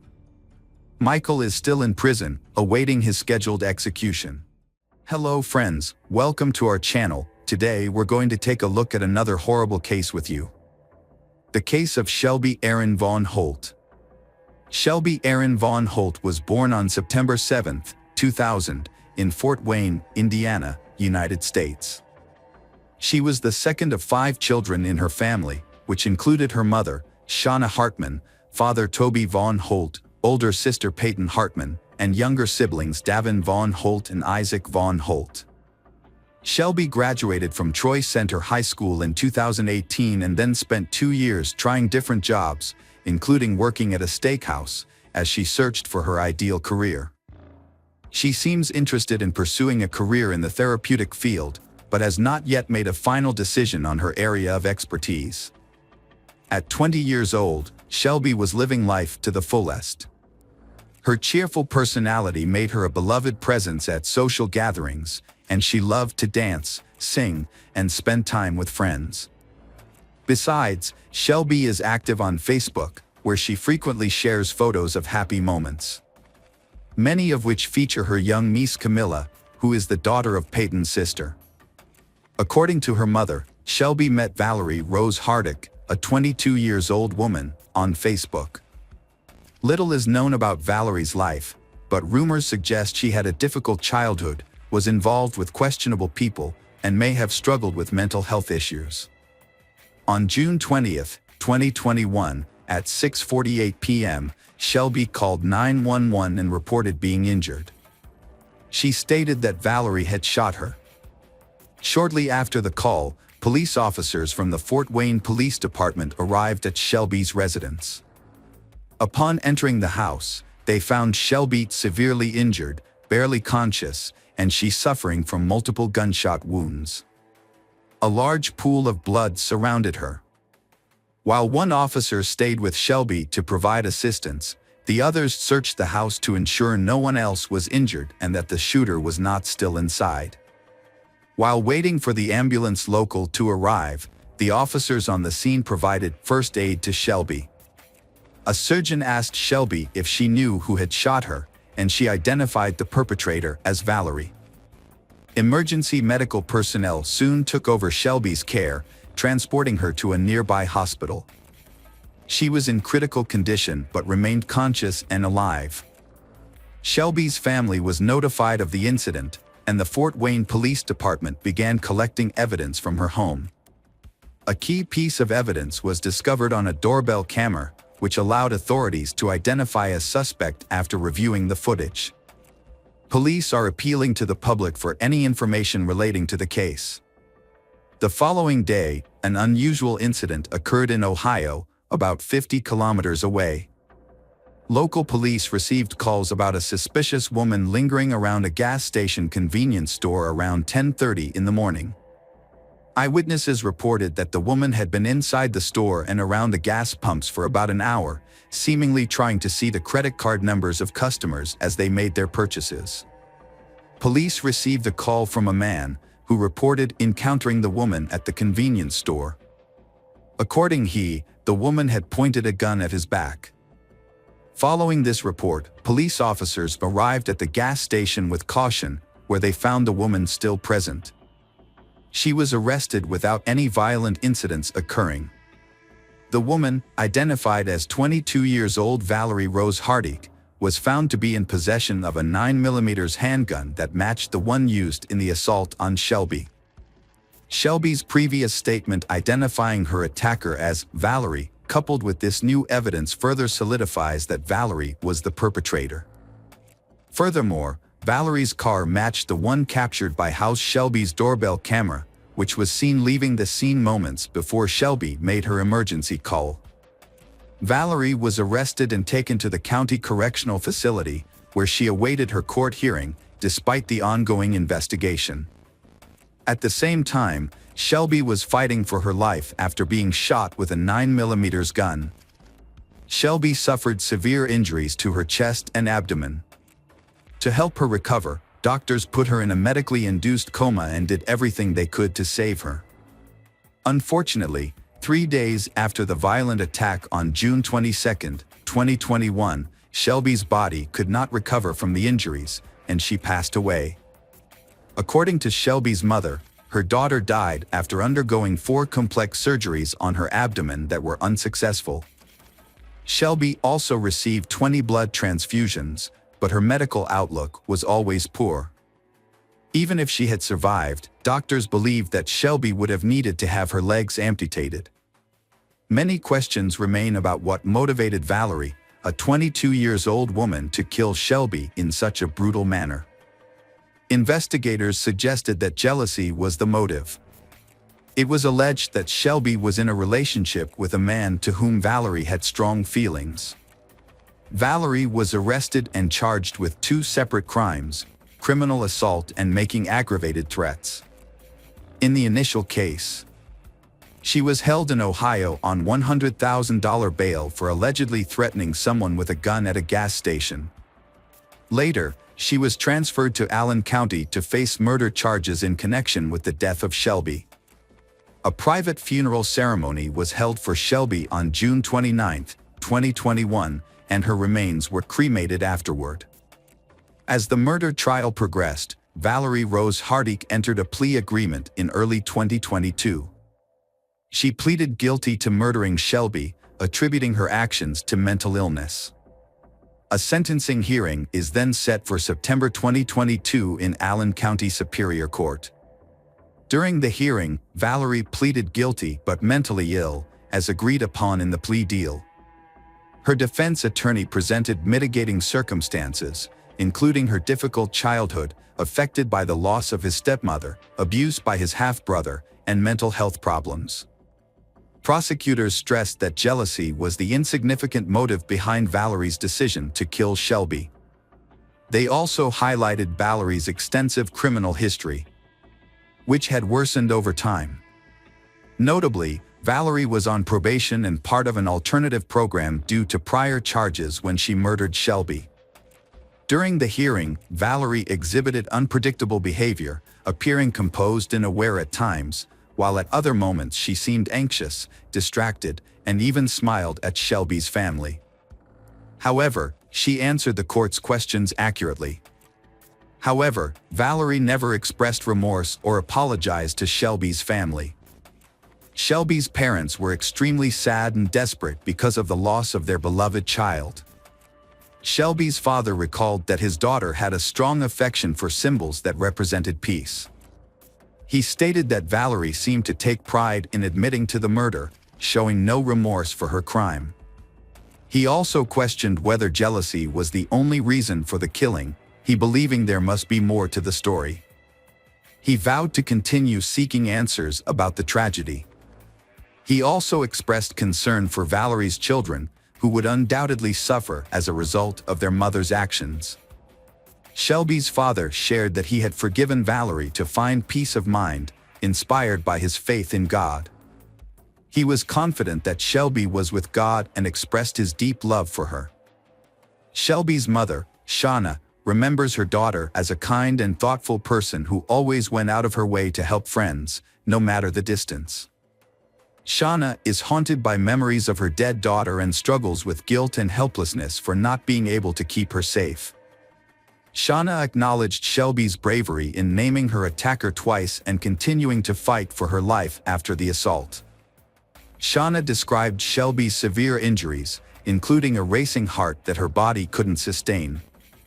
Despite incurring nearly $500,000 in medical expenses, Shauna didn't seek compensation, as these were waived upon Shelby's death. The funeral expenses were around $115,000, but Shauna didn't want any money from Valerie. Shelby's mother, Shauna, fought back tears as she shared that all she had left were memories of her daughter. She expressed a wish to trade places with her child, revealing that the pain of her loss was so overwhelming on some days that she couldn't even get out of bed. The court had heard from the lawyers and Shelby's family, and now it was waiting for the judge's decision. Under Indiana law, the possible sentence ranged from 45 to 65 years, with an average of 55 years. Valerie's defense team asked for the minimum sentence, pointing out various factors that they believed should be taken into consideration. In contrast, the prosecution argued for the maximum sentence. Before making his decision, the judge stated that it was clear the murder was planned and that Valerie knew exactly what she was doing when she committed the crime, as evidenced by her attempt to flee to Ohio. The judge acknowledged that Valerie had faced significant difficulty in her life, including inadequate education, personal trauma, and mental health issues. Despite having a traumatic past, it was not accepted as a justification for her behavior. As a result, the judge sentenced Valerie to the maximum 65-year prison term. The judge also ordered the destruction of the murder weapon. Valerie is currently serving her sentence at the Indiana Women's Prison, with the earliest possible release date being June 18, 2087, when she will be 72 years old, according to the American Correctional System's records. Hello again, true crime fans, we've got another mysterious case to explore. The case of Annie Lee. Annie Lee was born on July 3, 1985, in San Jose, California, to Vivian Van Lee and Hogan Lee, Vietnamese immigrants. As an only child, Annie demonstrated exceptional intelligence and talent from an early age, consistently excelling in her studies and being considered the top student in her school. Annie's favorite subjects were chemistry and biology. Her teachers believed she had a bright future in science, with some even predicting she might one day win a Nobel Prize. Throughout her school years, Annie actively participated in scientific conferences, where her work garnered various awards and recognition. As a high school student, she secured a $65,000 scholarship to study at any U.S. university. Annie chose the University of Rochester in New York, where she studied cellular development biology and medical anthropology. She later enrolled in Yale University's graduate school, working in a scientific laboratory and pursuing a doctoral degree in chemistry and biology. Annie's dissertation focused on the study of diseases caused by metabolic disorders. During her time working in the laboratory, she gained much research knowledge, which contributed to the treatment of diabetes and certain types of cancer. Annie, a student at the University of Rochester in New York, while pursuing her studies, met Jonathan Widowski, a fellow student and promising scientist. The two quickly dating, and their parents were pleased with their relationship. After graduating, Annie moved to New Haven, Connecticut, to attend Yale, while Jonathan chose to pursue his studies at Columbia University in New York. Despite the distance, the couple maintained their romance, visiting each other every weekend and making plans for their future. In the summer of 2009, Jonathan proposed to Annie with a beautiful diamond ring, and she happily accepted. They set their wedding date for Sunday, September 13, 2009. Initially, they only shared the news with their parents and close friends, keeping their colleagues in the dark. It wasn't until a week before the wedding, on September 6th, that Annie sent out emails to friends and colleagues, announcing their upcoming marriage and a wedding invitation. The day after, the news spread rapidly throughout the department and the lab where Annie worked, becoming the most discussed topic. Annie and her fiancé had planned a wedding ceremony on Long Island, followed by a honeymoon at a luxurious resort in Greece. A few months before she went missing, Annie had written an article for the university publication, where she cautioned students about potential dangers and provided safety tips for when they were off campus. However, despite being aware of the risks, Annie herself fell victim to an unexpected tragedy at her workplace. On Tuesday, September 8, Annie left her university dormitory, where she shared a room with 3 friends, and headed to the University Medical Center laboratory, where she worked. The laboratory building, located on Amistad Street, has restricted access and requires a pass and special key card for entry and movement within the premises. A CCTV camera at the entrance captured Annie entering the building around 10 o'clock that morning. She went to her office, changed her clothes, stored her personal belongings, put on a medical coat, locked the door, and proceeded to the biolab. However, Annie never returned to her office that day and seemed to vanish in the corridors. Unfortunately, no one ever saw her alive again. On the evening Annie went missing, her dormitory neighbors were the first to discover the incident. They had grown accustomed to Annie's punctual nature, as she usually returned home at the same time every day. However, as midnight approached and she failed to return, her friends began to worry. Their concerns deepened when they were unable to reach Annie on her phone. Deciding to take action, they reported her disappearance to the police. Upon investigation, it was discovered that Annie's parents and fiancé had also been unable to contact her that night. Initially, they had assumed she was working late due to her heavy workload and would call them back when she was available. When the police arrived, they weren't too worried. They had heard what had happened and assumed that Annie was nervous before the wedding and needed time to calm down. However, their opinion quickly changed after examining Annie's office and reviewing the CCTV footage. They also tracked her movements within the building using her key card. The evidence revealed that Annie had entered the building in the morning but never exited.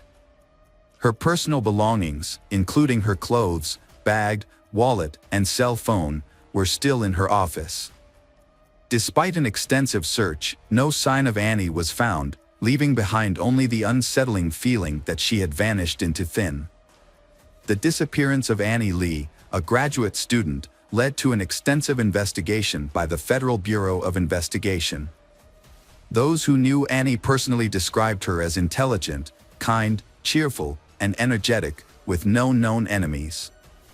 Her family and fiancé anxiously waited for news, hope she will return safely.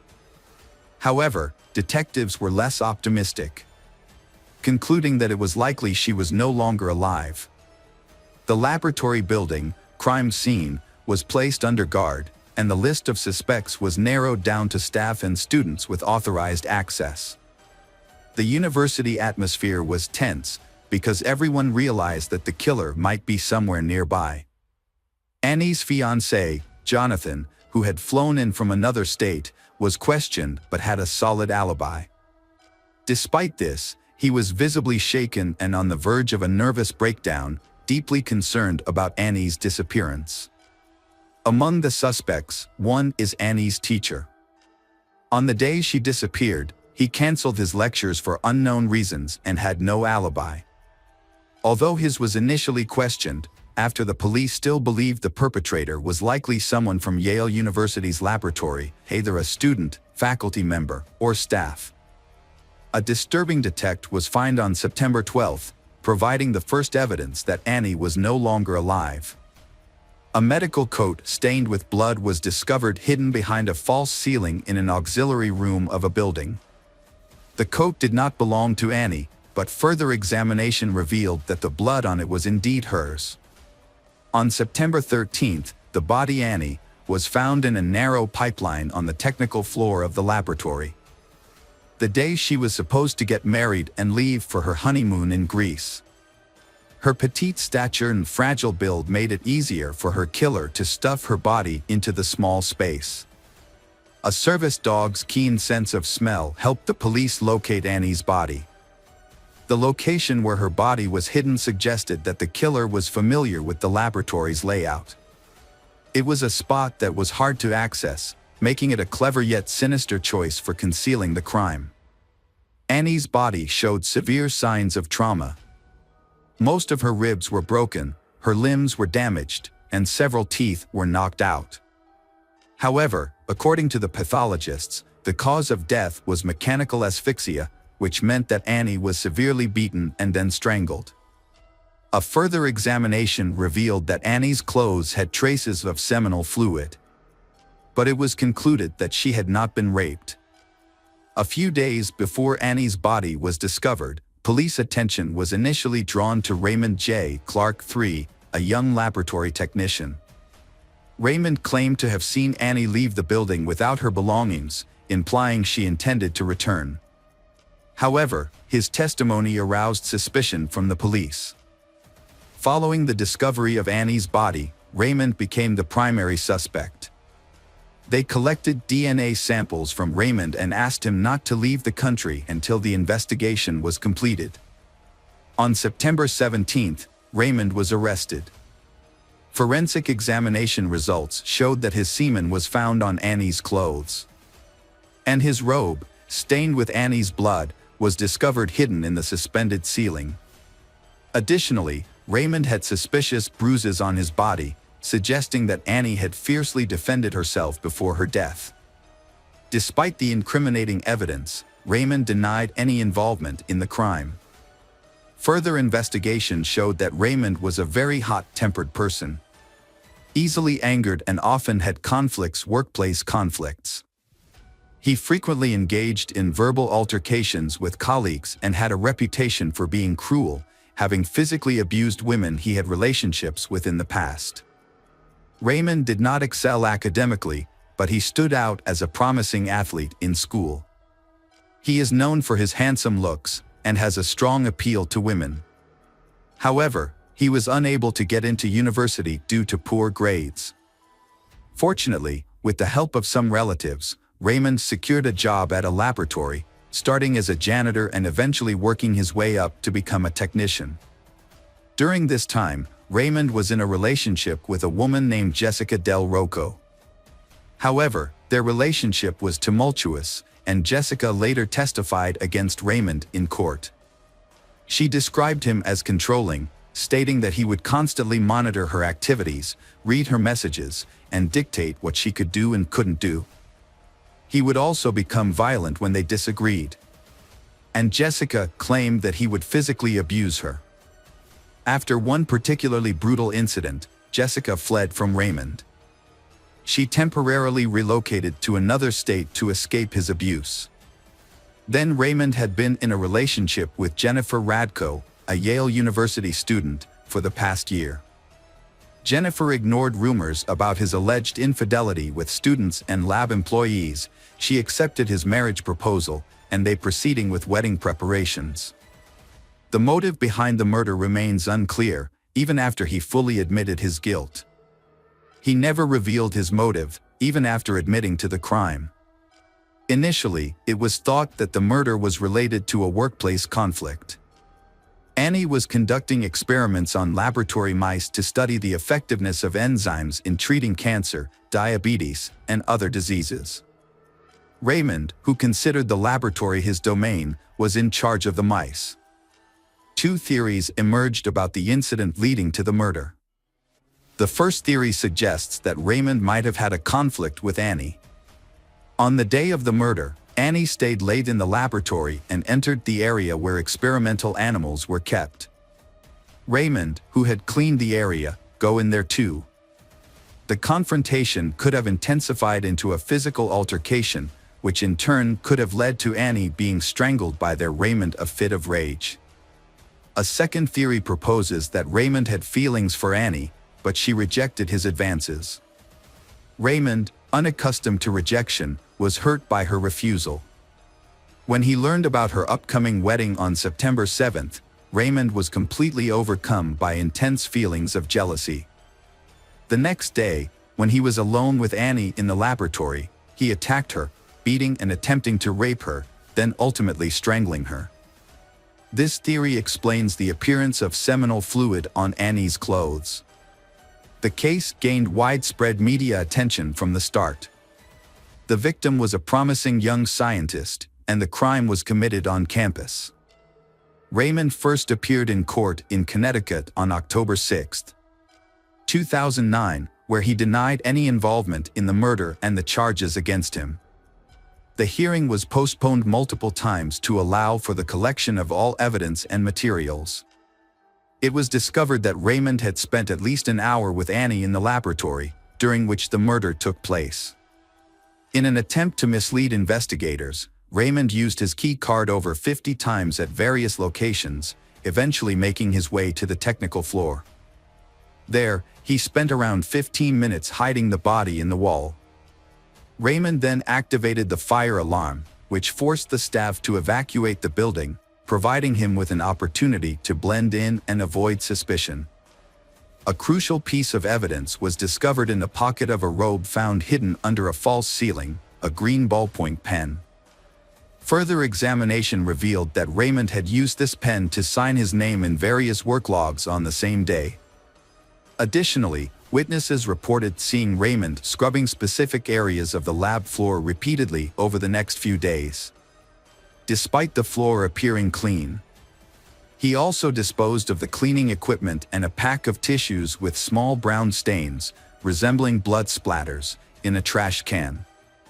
Forensic analysis later confirmed that the tissues contained Annie's blood, indicating that Raymond had made a thorough attempt to eliminate any evidence. In February 2011, Clark agreed to a plea deal in exchange for a reduced sentence. At the court hearing on March 17, 2011, he pleaded guilty to murder and attempted rape and apologized to Tanny's parents and fiancé. However, Raymond never revealed the details of the incident leading up to the murder or his motivation for the crime. As a result, he was sentenced to 44 years in prison. Raymond is currently serving his sentence at the Cheshire Correctional Institution in New Haven County, Connecticut, and will not be eligible for release until September 2053. The parents and fiancé of Annie have expressed that they find the given sentence to be fair. At the sentencing, Annie's mother delivered a heartfelt speech. With tears in her eyes, she expressed that she would never get the opportunity to hold her daughter again, witness her marriage, hear her laughter, or enjoy the presence of her grandchildren. She said goodbye to her child, whom she cherished as the greatest gift from God. Welcome back, detectives. Let's dive into another horrible case. The case of Jordan Worth. Alex Skeel was born on August 17, 1995 in Kingston upon Hull, into a warm and wealthy family. Alex Skeel also has a twin brother. The twins' health was not good when they were young because they were born prematurely. Despite these health challenges, Alex's intellectual development was not affected, and he was just like his peers. He was even able to actively participate in school sports. From a young age, his parents showered both sons with love and care, investing heavily in their education to give them a better life. After completing high school, both brothers enrolled at the prestigious Bedford College, where they continued their studies. Alex is smart, physically attractive, and healthy thanks to his regular visits to the gym. He is quite shy, so he is hesitant to ask women out. In college, Alex met Jordan Worth, a young woman from a wealthy family. Jordan was very popular at college because of her fashion sense. At that time, many boys wanted to compete for her attention. Jordan also spends time volunteering, focusing on fundraising, organizing aid for local animal shelters, and helping children in Africa facing famine. Her charitable efforts are contributions to a better world. Alex Skeel fell for Jordan immediately, drawn to her kindness, intelligence, and beauty. Although he thought someone so famous and talented would never notice him, Alex was surprised when Jordan took the initiative to get to know him. They began dating in 2012, when they were both 17. Jordan and Alex, they were called the cutest couple in college. The early stages of their relationship were filled with love, respect, and care for each other. They often showered each other with sweet gestures and exchanged gifts on important milestones. They were often seen smiling and hugging in photos, accompanied by heartfelt messages and declarations of love. To those around them, it seemed like they were destined to be together and begin their journey of lifelong happiness. Jordan and Alex quickly decided to move in together. As students, they relied heavily on the financial support of their parents, who accepted the couple's relationship. Alex's parents even liked Jordan, considering her a responsible and serious girl. Jordan planned to become a history teacher. She had a very good impression on those around her. However, over time, Jordan's behavior began to change. She became more and more controlling of Alex, and the situation got worse. Alex felt pressured to report her every move to Jordan. Jordan checked his personal correspondence, including his phone, emails, and social media, without hesitation. She often exploded in fits of jealousy, but Alex, being in love, tried to ignore this behavior. When Jordan began to choose his clothes, forcing him to wear only what she picked. Over time, Jordan continues to limit Alex's social life. She decides who he can and cannot spend time with, and when, ultimately controlling who he meets.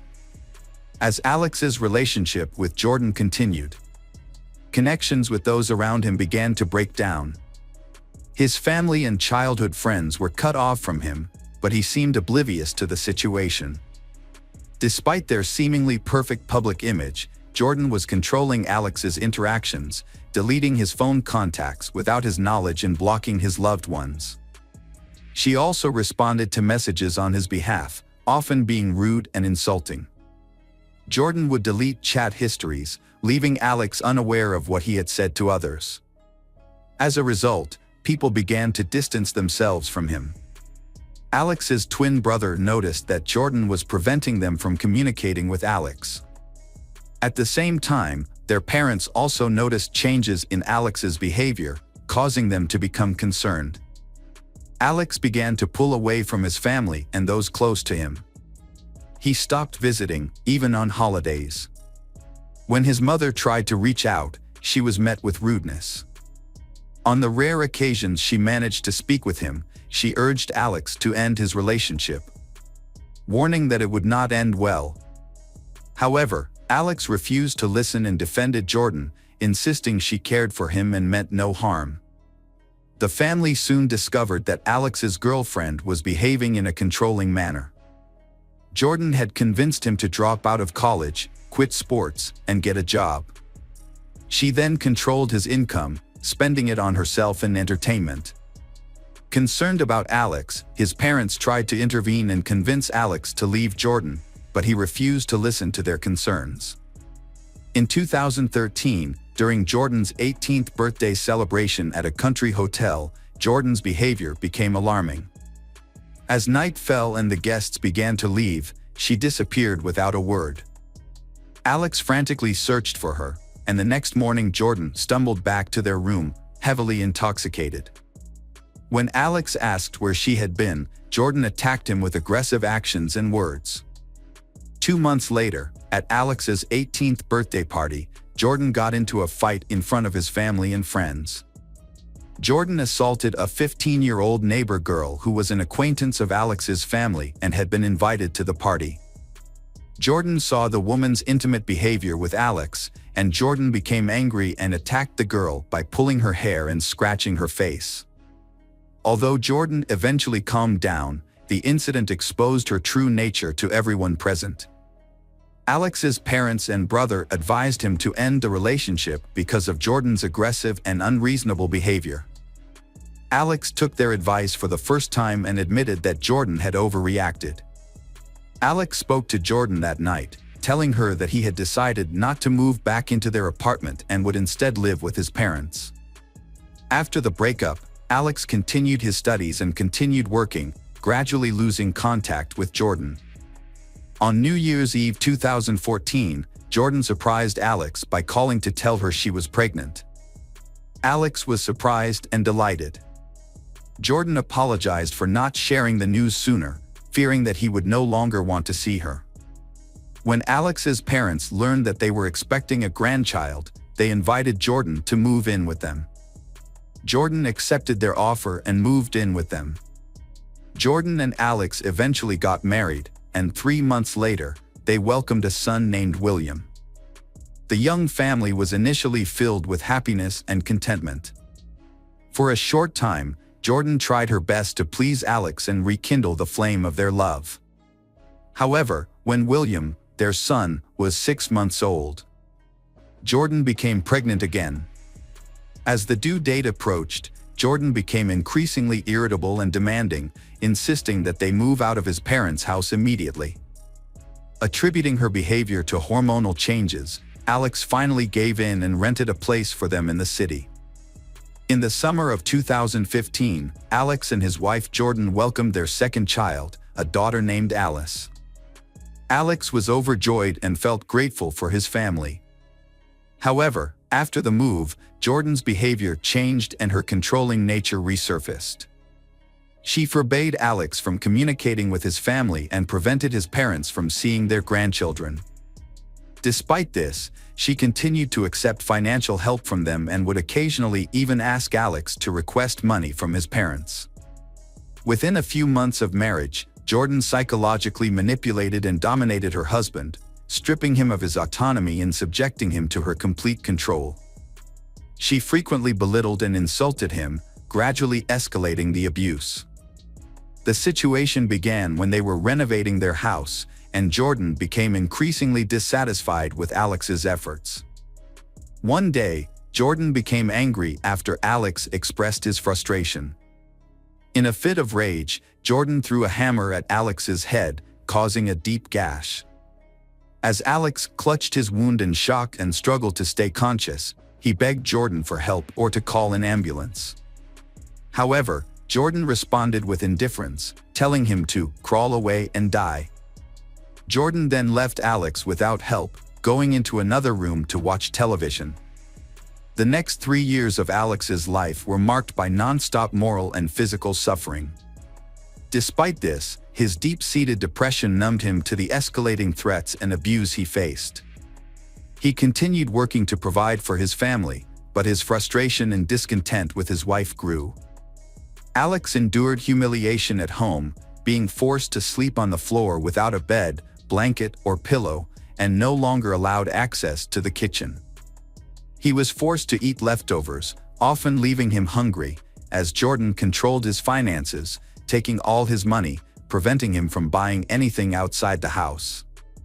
Jordan also disrupted Alex's sleep. Whenever Alex fell asleep, she would brutally attack him, hitting him on the head, cutting him, or pouring boiling water on him. As a result, Alex would wake up in excruciating pain, often bleeding or burned. He would then treat and bandage his wounds with whatever he could find, while Jordan calmly returned to bed. Over time, Alex grew numb to this abuse, eventually losing the will to resist. Alex is facing a brutal life, but neighbors and acquaintances believe the couple had a happy marriage. Jordan presented a perfect image on social media by posting old photos with captions expressing her love for her husband and how lucky she was to have found each other. However, the shocking reality is that she violently attacked Alex, knocked out his teeth and cut his arm with a knife, leaving deep wounds.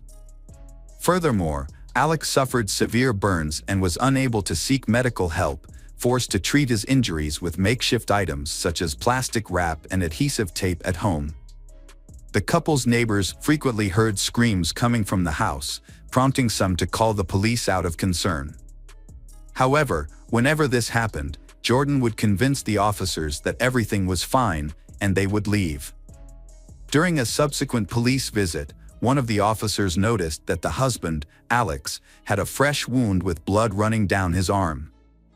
He also appeared malnourished and had various bruises on his face. When Jordan tried to explain that her husband had mental health issues and sometimes harmed himself, the officer was unconvinced. Instead, they called paramedics, and Alex was taken to the hospital. The doctors were extremely worried about Alex's condition when he was admitted to the hospital. He was almost lifeless, and the severity of the injuries, especially on his arms, Alex's body was severely burned, with second and third-degree burns covering significant areas. His physical condition was extremely weak. Further examination revealed that the ligaments in Alex's shoulder were severely damaged, possibly due to repeated beatings. There was also a deep gash on his forearm, and the doctor found that Alex had lost several teeth and had multiple hematomas. At that moment, Jordan rushed into the hospital, insisting on Alex being discharged and emphasizing that she was responsible for Alex's health. Although Jordan insisted that nothing unusual had happened and that these were self-inflicted injuries, her tone did not convince anyone. Therefore, it was decided that she would be taken to the police station for further questioning. Initially, Jordan denied any wrongdoing, maintaining Alex was self-harming. However, when Alex's parents arrived after visiting him in the hospital, Jordan's story changed. She began to describe in detail the abuse she inflicted on Alex, claiming she treated him like a dog and that he couldn't escape her. At the same time, Jordan alleged that Alex's supposed infidelity and deliberate provocation led to her violent behavior. She also stated that he was mentally ill and had a history of self-injury. Alex's parents refuted these claims, but Alex himself was initially hesitant to testify against his wife. It wasn't until after receiving medical treatment and counseling that Alex felt brave enough to share the horrific experiences he endured at home over the years. Jordan wasn't overly concerned about her upcoming trial, expecting at most an administrative penalty. However, after all the testimony was heard, the judge found 22-year-old Jordan Worth guilty of serious charges. These included deliberately causing severe bodily harm, both physical and emotional abuse, and controlling behavior. Jordan was sentenced to 7.5 years in prison. Not even her status as a mother of 2 young children reduced the severity of the sentence. The court's decision shocked Jordan. Jordan's children remained in the care of their father and grandparents while she served her sentence. After years of recovering from her trauma, Alex now devotes her time to helping others, especially victims of domestic violence. After serving 5 years of a 7.5-year sentence, Jordan is set to be paroled on July 4, 2023. As part of her parole, she is prohibited from contacting Alex Skeel and their children. Jordan has started a new life, is engaged to Adam Steph, and is expecting their child. Welcome back, detectives. Let's dive into another horrible case. The case of Maria Luisa Cedeno. On July 18, 2020, Maria Luisa Cedeno checked into the Lamb Mission Inn Hotel in Manuel Antonio, located in the Punta Arenas province of Costa Rica. She was accompanied by her pet dog, Mofelda, a small dog that she treated like her daughter. On her first day, everything seemed normal. Maria Luisa spent time at the beach, enjoyed lunch at a restaurant, and had some drinks. At 4:30 p.m., Maria Luisa requested a bottle of wine, a bottle of mineral water, and 2 glasses to be brought to her room. Throughout the afternoon and evening, there was no activity from her room. On July 20th, hotel staff attempted to contact Maria Luisa but received no response. A staff member had spoken to Maria Luisa, and Maria Luisa mentioned that she was living alone after ending her relationship with her boyfriend. She expressed that she was not feeling well and was traveling with only her small dog, Mofelda. She also shared that the ongoing pandemic, which had begun several months earlier, was taking a toll on her mental health. Given the difficulties she had faced in her life, she felt she needed a vacation. The hotel staff decided to conduct a routine room check. They found the front door locked from the inside, so they opted to check the patio door instead. This door was an emergency exit for guests with pets, allowing dogs to go outside. As they approached this exit, they found it was only partially open. When they entered, they smelled a terrible smell and saw blood stains scattered all over the room.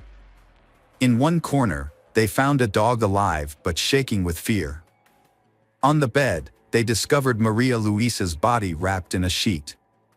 Maria Luisa is a respected anesthesiologist. At the age of 43, she is the head of the Department of Anesthesiology and Rehabilitation at SEMA Hospital in Escazú. Maria Luisa is highly respected by her colleagues, and she is always ready to assist whenever someone needs help. Maria Luisa's parents lived in the town of San Carlos.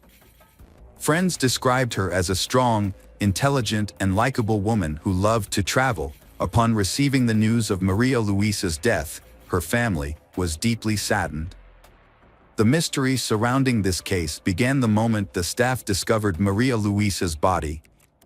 The crime scene was gruesome and brutal. After discovering the body, the hotel staff contacted the police.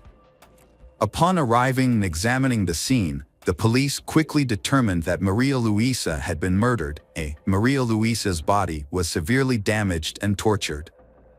Forensic experts then arrived to collect evidence, determine the cause of death, and analyze every detail to identify the perpetrator.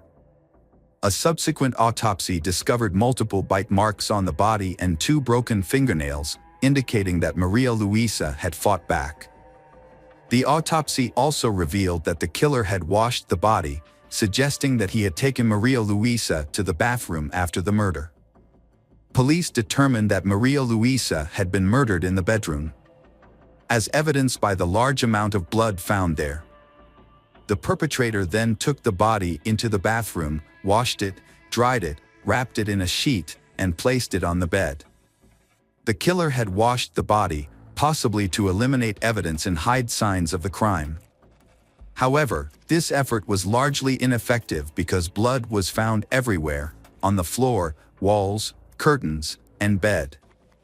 This brutality suggested that the attack was exceptionally violent.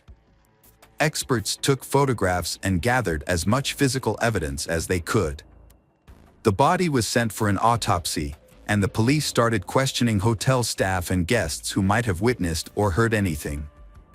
At the scene, it appeared that Maria Luisa was screaming loudly and her dog was barking.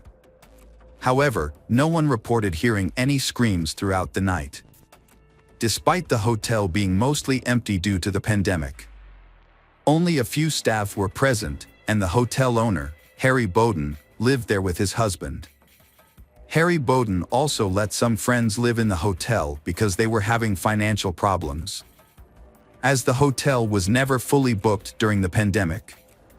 In Maria Luisa's room, a bottle of wine and 2 glasses ordered through room service were discovered. An inspection of her cell phone later revealed that she had sent a picture of the 2 glasses to a friend, but she did not mention being with anyone or waiting for someone in her room. When police interviewed Maria Luisa's friends and family to check for any enemies, they discovered that Maria Luisa always ordered 2 glasses, even when she was alone. She would pour alcohol into one glass and water into the other, indicating that she was by herself and not waiting for anyone.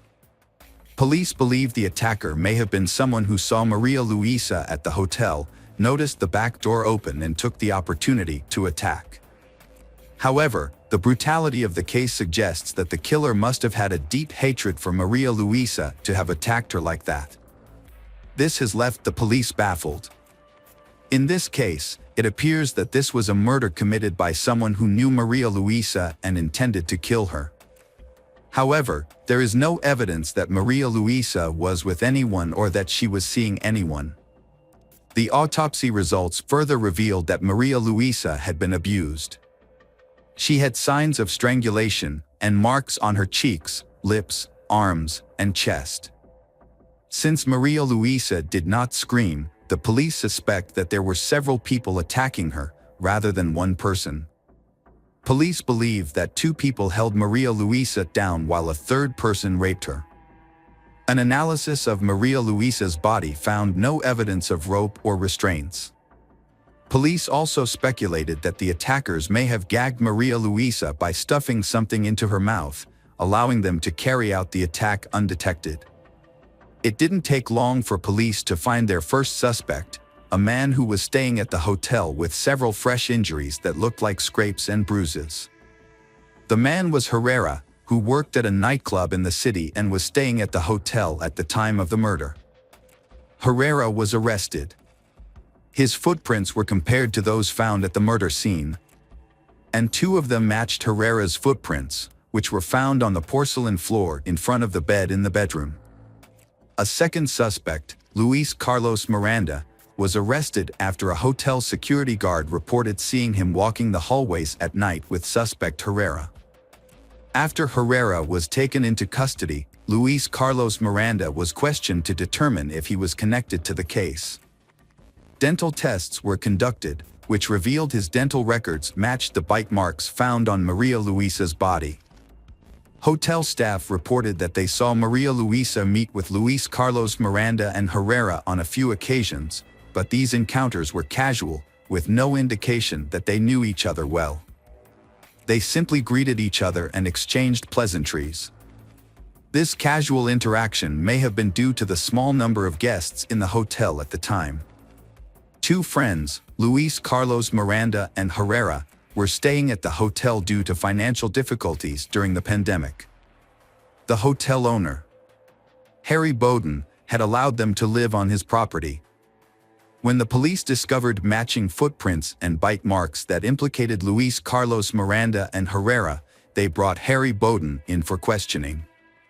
During questioning, Harry Bowden shared that he and his husband had dinner with Luis Carlos Miranda and Herrera on the night of July 19, 2020. After dinner, the 4 men went to a private pool area. Harry Bowden explained that in exchange for their stay at the hotel, Luis Carlos Miranda worked on the hotel's marketing website, while Herrera worked as a chef and bartender. Harry Bowden and the suspects Herrera and Miranda were acquaintances and became friends over time. About a year before the murder, they began living in the hotel and began spending more time together, eating out and socializing. Meeting up led to a friendship between the 4 men. However, during the investigation, in August 2020, Harry Bowden cooperated with the police and gave an interview, but he was later arrested. Because his dental records matched 2 bite marks on Maria Luisa's body, police continued to seize the phones of all the arrested suspects and found compromising text messages between Luis Carlos Miranda and Harry Bowden. These messages, sent a few days before the incident, had Miranda inviting hotel owner Harry Bowden to have an intimate relationship with a woman while Miranda was watching the woman. Textual evidence combined with physical evidence led police to arrest 3 suspects to build a case. Harry Bowden's husband was the only suspect not arrested due to lack of evidence, including no matching fingerprints, text messages, or bite marks on Maria Luisa's body. The prosecution charged Harry Bowden, Teodoro Herrera, and Luis Carlos Miranda with the murder of Maria Luisa Cedeno. The defense team for the suspects argued that the bite mark evidence was inconclusive, suggesting none of them were involved. Before the trial, Harry Bowden's lawyer asked for house arrest, citing 2 reasons.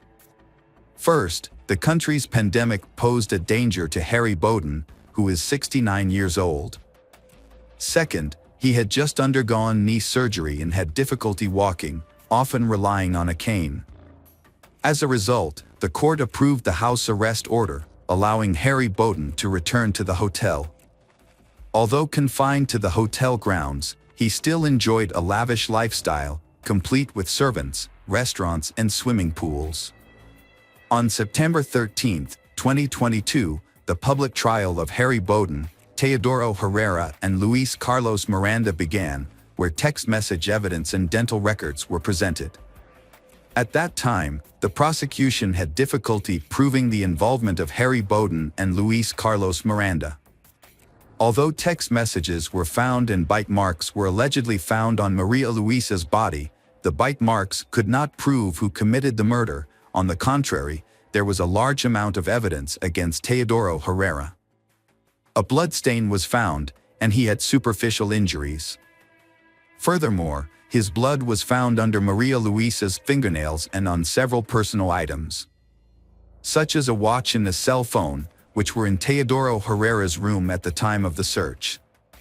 As a result of the trial, Teodoro Herrera was sentenced to 50 years in prison for murder and rape. In contrast, Harry Bowden and Luis Carlos Miranda were declared innocent due to insufficient physical evidence linking them to the crimes. Although the case was resolved, Maria Luisa Cedeno's family, satisfied with Teodoro Herrera's verdict, was not satisfied with the acquittal of Harry Bowden and Luis Carlos Miranda.